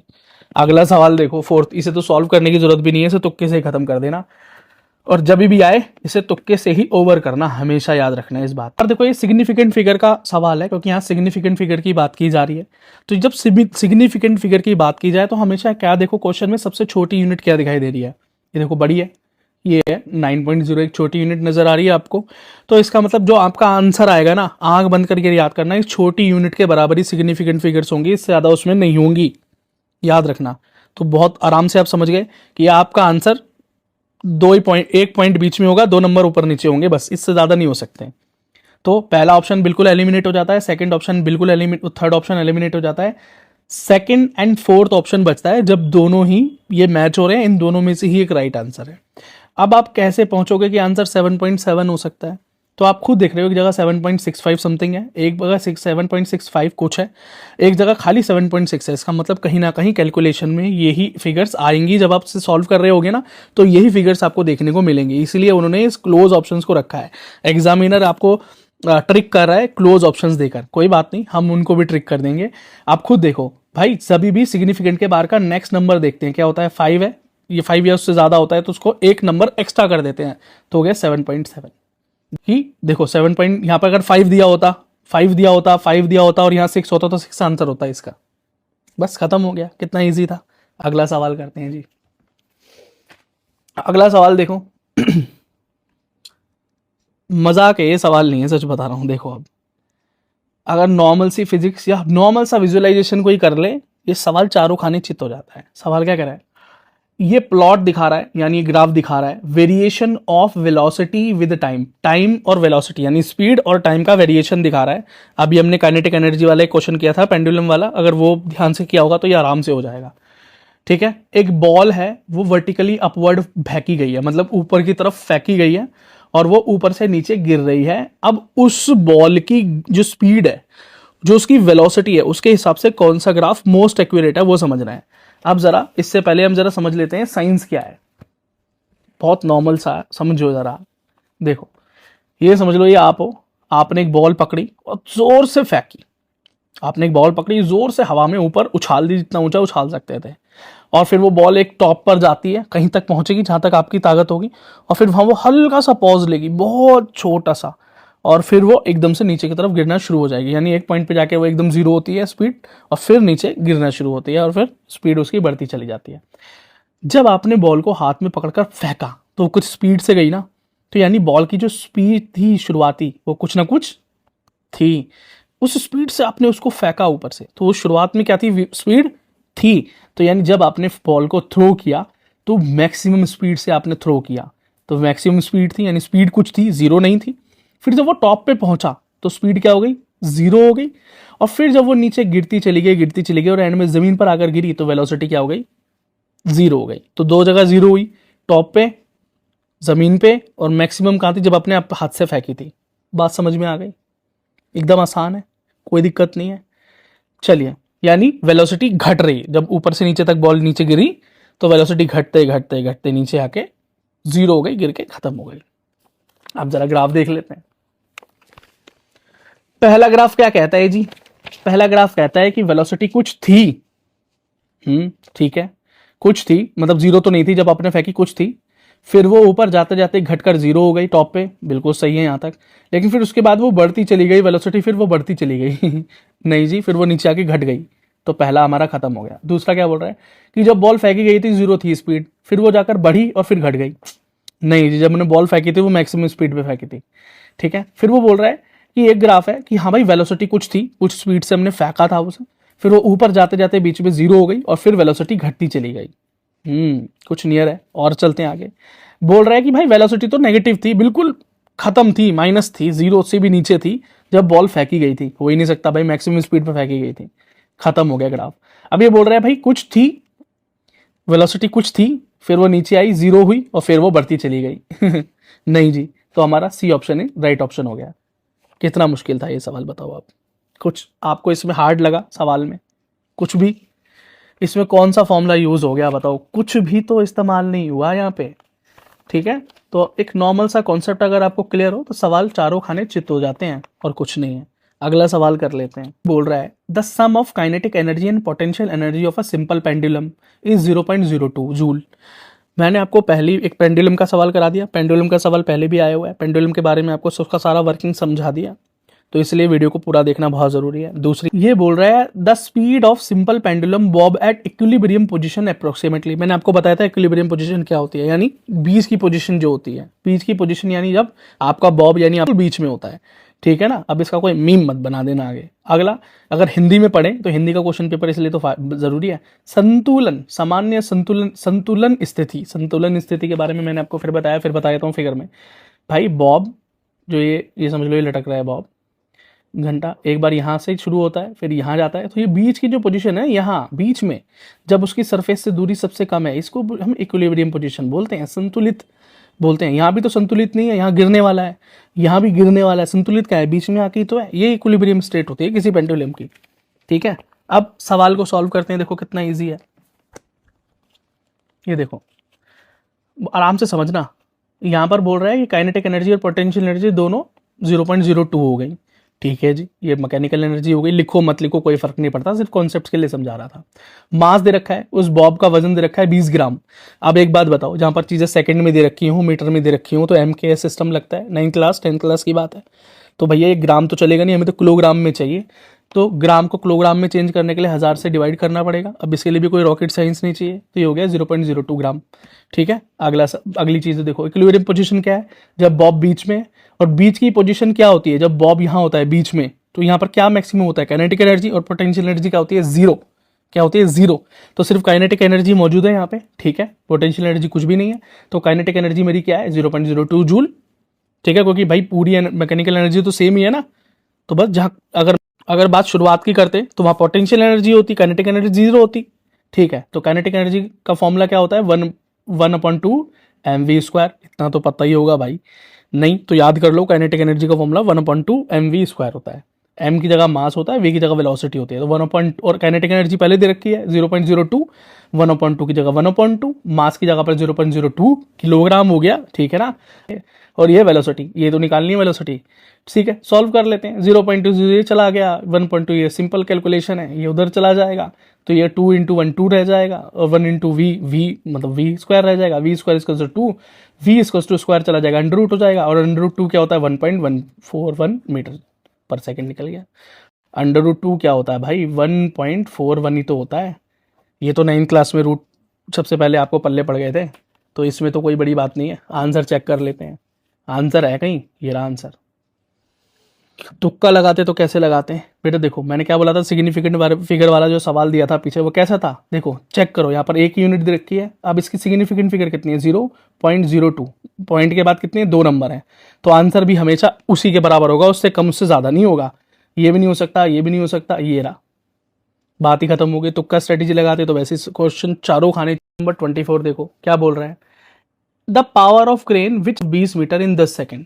एक क्रेन है, उसकी पावर बताओ, उसकी ताकत बताओ, अगर वो किसी 1000 किलो के सामान को उठा देती है 20 मीटर ऊपर 10 सेकेंड में। बहुत आसान है, देखो आराम से सॉल्व करा देता हूँ। ठीक है, वर्क एनर्जी से है वैसे ये सवाल, आराम से हो जाएगा। देखो सबसे पहली बात तो ये समझो, ये रहा देखो सॉल्व, क्रेन है 1000 किलो है, उठा लिया 20 मीटर की हाइट पे, 10 सेकेंड लगाए, पावर पूछ रहा है। पावर का फॉर्मूला क्या होता है, ठीक है, पावर का फॉर्मूला क्या होता है, तो पावर का फॉर्मूला होता है वर्क अपॉन टाइम। आप कितना कार्य कितने समय में कर लेते हैं, वही आपकी ताकत है। मान लो आप एक काम को 2 मिनट में करते हैं, लेकिन वही दूसरा बंदा उसी काम को 1 मिनट में कर लेता है, तो उसकी पावर ज्यादा है ना, इसलिए तो कर पाता है। ये है बात, नॉर्मल सिंपल 9 क्लास फॉर्मूला, कुछ और नहीं, ठीक है। लेकिन यहां पर सबसे पहले टाइम तो मेरे पास है, ठीक है, लेकिन मेरे पास वर्क नहीं है, वर्क निकालना पड़ेगा। अब वर्क का फॉर्मूला क्या होता है, अभी मैंने इससे पहले जो क्वेश्चन सॉल्व कराए थे वहां आपको बताया था ना, mgh होता है वर्क का फॉर्मूला। वर्क डन का फॉर्मूला क्या होता है, mgh। यहाँ पर बताया था कि पृथ्वी के रेडियस के बराबर जब किसी सामान को ऊपर ले गया तो कितना वर्क हुआ होगा, लेकिन वहाँ फॉर्मूला थोड़ा सा डिफरेंट यूज हुआ था। क्यों? क्योंकि 1 + r/r लगाना पड़ा था नीचे, क्योंकि हाइट बहुत ही ज़्यादा है और रेडियस ऑफ अर्थ बहुत ज़्यादा है, ठीक है, 6400 किलोमीटर के आसपास होगी, तो बहुत ज़्यादा हो गई। तो यहाँ पर वर्क डन का फॉर्मूला लगा के वर्क निकल आएगा, पावर में वर्क लगा देना, आंसर आ जाएगा, ठीक है। तो वर्क का फॉर्मूला mgh, ठीक है जी। जी की वैल्यू खुद बोल रखी है जी, जी की वैल्यू 9.8 ले लेना, ठीक है जी, कर लेंगे। तो सबसे पहले मास क्या है, 1000, 9.8 है ग्रेविटी, और 20 दे रखी है आपकी हाइट। सॉल्व कर लेते हैं, 9196,000 जूल हमारा वर्क आ जाता है, ठीक है भाई। अब पावर में लगा लेते हैं, तो पावर में टाइम दे रखा है 10, और ये आंसर आ गया आपका वर्क की जगह पे, दोनों को काटोगे 19.6 किलोवाट आपका आंसर आ गया। 1000 वाट, 1 किलोवाट 1000 वाट के बराबर होता है। ये मैंने लिख भी दिया है किस तरह से हमने कन्वर्ट किया है, ये इसको याद कर लेना, बहुत नॉर्मल सी यूनिट है, यूनिट कन्वर्जन आनी चाहिए। यूनिट कन्वर्जन में गड़बड़ करोगे क्वेश्चन सॉल्विंग में दिक्कत हो जाएगी। एक और रैंडम सवाल कर लेते हैं, आसान सवाल एकदम 10th लेवल वाला, ठीक है। 28वां सवाल है, एक रूम हीटर है जो 400 वाट का है, 220 वोल्ट, ठीक है, 220 वोल्ट का है, 400 वाट 220 volt. If the supply voltage drop, अगर ये वोल्टेज जो है वो ड्रॉप होकर 200 हो जाए, 220 से 200 हो गई, तो वोल्टेज बहुत ज़्यादा नहीं घटी है, सिर्फ 20 घटी है। इस बात को याद रखना बहुत ध्यान से, ये छोटी छोटी चीज़ें याद रखनी पड़ती हैं क्वेश्चन में। जब आपको बहुत ज़्यादा फिजिक्स ना आए, नॉर्मल बेसिक फिजिक्स आता है, तो फिर आपको ये चीज़ें बहुत ध्यान, क्वेश्चन में ही आंसर है आपका, ठीक है। What will be the power consume, अब पावर पूछ रहा है कितनी निकलेगी, तो सॉल्व करके भी दिखाऊंगा आपको मैं। और एक बात मैं आपको नॉर्मल तरीके से बता दूं, बेटा अगर वोल्टेज में बहुत ज़्यादा गिरावट ना आए, तो ये जो आपकी पावर है ना, जो वॉट में दे रखी है, इसमें भी बहुत ज़्यादा गिरावट नहीं आती है। तो अगर मैं देखूं तो एक तो ऑप्शन इसमें 121 वॉट हो गया, मतलब इतनी गिर जाएगी पावर, 400 से सीधा 121 से चले जाएगी। वोल्टेज में तो सिर्फ 20 वोल्टेज का डिफरेंस आया, 20 वोल्टेज का डिफरेंस से पावर में इतना डिफरेंस आ जाएगा? नहीं आएगा भाई, रेजिस्टेंस थोड़ी ना घट गई है, नहीं आएगा। तो ये ऑप्शन तो वैसे भी आप एलिमिनेट कर दोगे, ठीक है ना। अब 200 वॉट दे रखा है, मतलब आधी हो जाएगी पावर, आधी हो जाएगी, वोल्टेज के 20 यूनिट गिरने से पावर आधी हो जाएगी, हो ही नहीं सकता, एलिमिनेट होगा ये ऑप्शन भी आपका। फिर अगला 400 की 400 रहेगी, तीसरा जो दूसरा ऑप्शन है 400 की 400, यानी वोल्टेज थोड़ा गिरा तो यार पावर में थोड़ा फर्क तो आएगा जरूर, लेकिन क्या फर्क, बिल्कुल भी नहीं आएगा, 400 की 400 रहेगी। ये ऑप्शन भी गया, बचा क्या, 331, आंसर आ गया आपका। अगर आप नॉर्मल दिमाग लगाते हो तो चलो इसका सॉल्यूशन ही कर लेते हैं। अब इसका सॉल्यूशन देखो, पावर का जो फॉर्मूला होता है ना, जब हम पावर वगैरह निकालते हैं इलेक्ट्रिकल अप्लाइंसेस वगैरह की, तो सिंपल सा फॉर्मूला 10th क्लास में भी है, यूज़ होता है। अब पता नहीं कोर्स में ना दिया हो, तो वो है v²/r। r यहाँ पे रेजिस्टेंस है, v वोल्ट है, ठीक है ना। अब इसने क्या किया, वोल्टेज चेंज कर दिया, तो कुछ नया पावर आएगा। अब फॉर्मूला तो वही रहेगा, फॉर्मूले में तो कोई डिफरेंस नहीं आएगा। तो ज़रा हम लगा लेते हैं यहाँ पे, तो एक नया वाला हो गया और ये पुराना वाला हो गया, दोनों को कंपेयर कर लेते हैं। तो पुराने वाले की पावर, ठीक है, और ये नए वाले की पावर, दोनों को ऊपर नीचे रख के काट लेना, स्क्वायर रूट खोल लेना, आंसर आपके सामने एकदम। आंसर तो वैसे आ रहा है 330 पॉइंट समथिंग, इसलिए 331 के ज़्यादा नियर है। पॉइंट के बाद 5 है ना, सिग्निफिकेंट फिगर में 5 या 5 से ज़्यादा होता है तो एक नंबर बढ़ा देते हैं, तो 330 का 331 हो जाएगा बाय यूजिंग सिग्निफिकेंट फिगर। अब डरना मत, ये सिग्निफिकेंट फिगर सॉल्व नहीं करा रहा यहाँ से, वो तो आप वैसे भी अंदाज़ा लगा ही लोगे, 330 पर आ जाओगे तो कहीं ना कहीं फिर 331 ही है एक, तो सही तो तुम करने वाले हो, गलत तो तुम करोगे नहीं। तो एक नॉर्मल दिमाग लगा के भी सवाल सॉल्व किए जा सकते हैं। ये था ये, और वीडियो बहुत लंबा हो जाता है इसलिए मुझे यहाँ रोकना पड़ गया। लेकिन एक बात बता रहा हूँ, कोई एक सिंगल क्वेश्चन भी इस पूरे क्वेश्चन पेपर में ऐसा नहीं है जिसे हम अपने नॉर्मल इंटेलेक्ट से सॉल्व नहीं कर सकते, जिसके लिए हमको बहुत ज़्यादा एडवांस लेवल फिजिक्स की ज़रूरत नहीं पड़ती। अगर आप इसका पार्ट 2 चाहते हैं, कमेंट कीजिए, अगर मुझे 50 से ज़्यादा कमेंट मिलते हैं तो ज़रूर हम इसका पार्ट 2 भी ले आएंगे, आपका कॉन्फिडेंस और बूस्ट हो जाएगा। तुक्का स्ट्रेटेजी वीडियोस तो हम लाते ही रहते हैं, फिर से ले आएंगे। अगर आप यही सेम कॉन्सेप्ट के साथ केमिस्ट्री में जाना चाहते हैं, मैं दिखाऊंगा केमिस्ट्री कैसे सॉल्व होगी। ये तो फिर भी मैं टफ बोल दूंगा इसको, जो मैंने अभी किया है, क्योंकि टफ बिल्कुल भी नहीं है। मैं इसे भी अगर टफ बोल दूं तो केमिस्ट्री तो इसके सामने 10% भी नहीं है।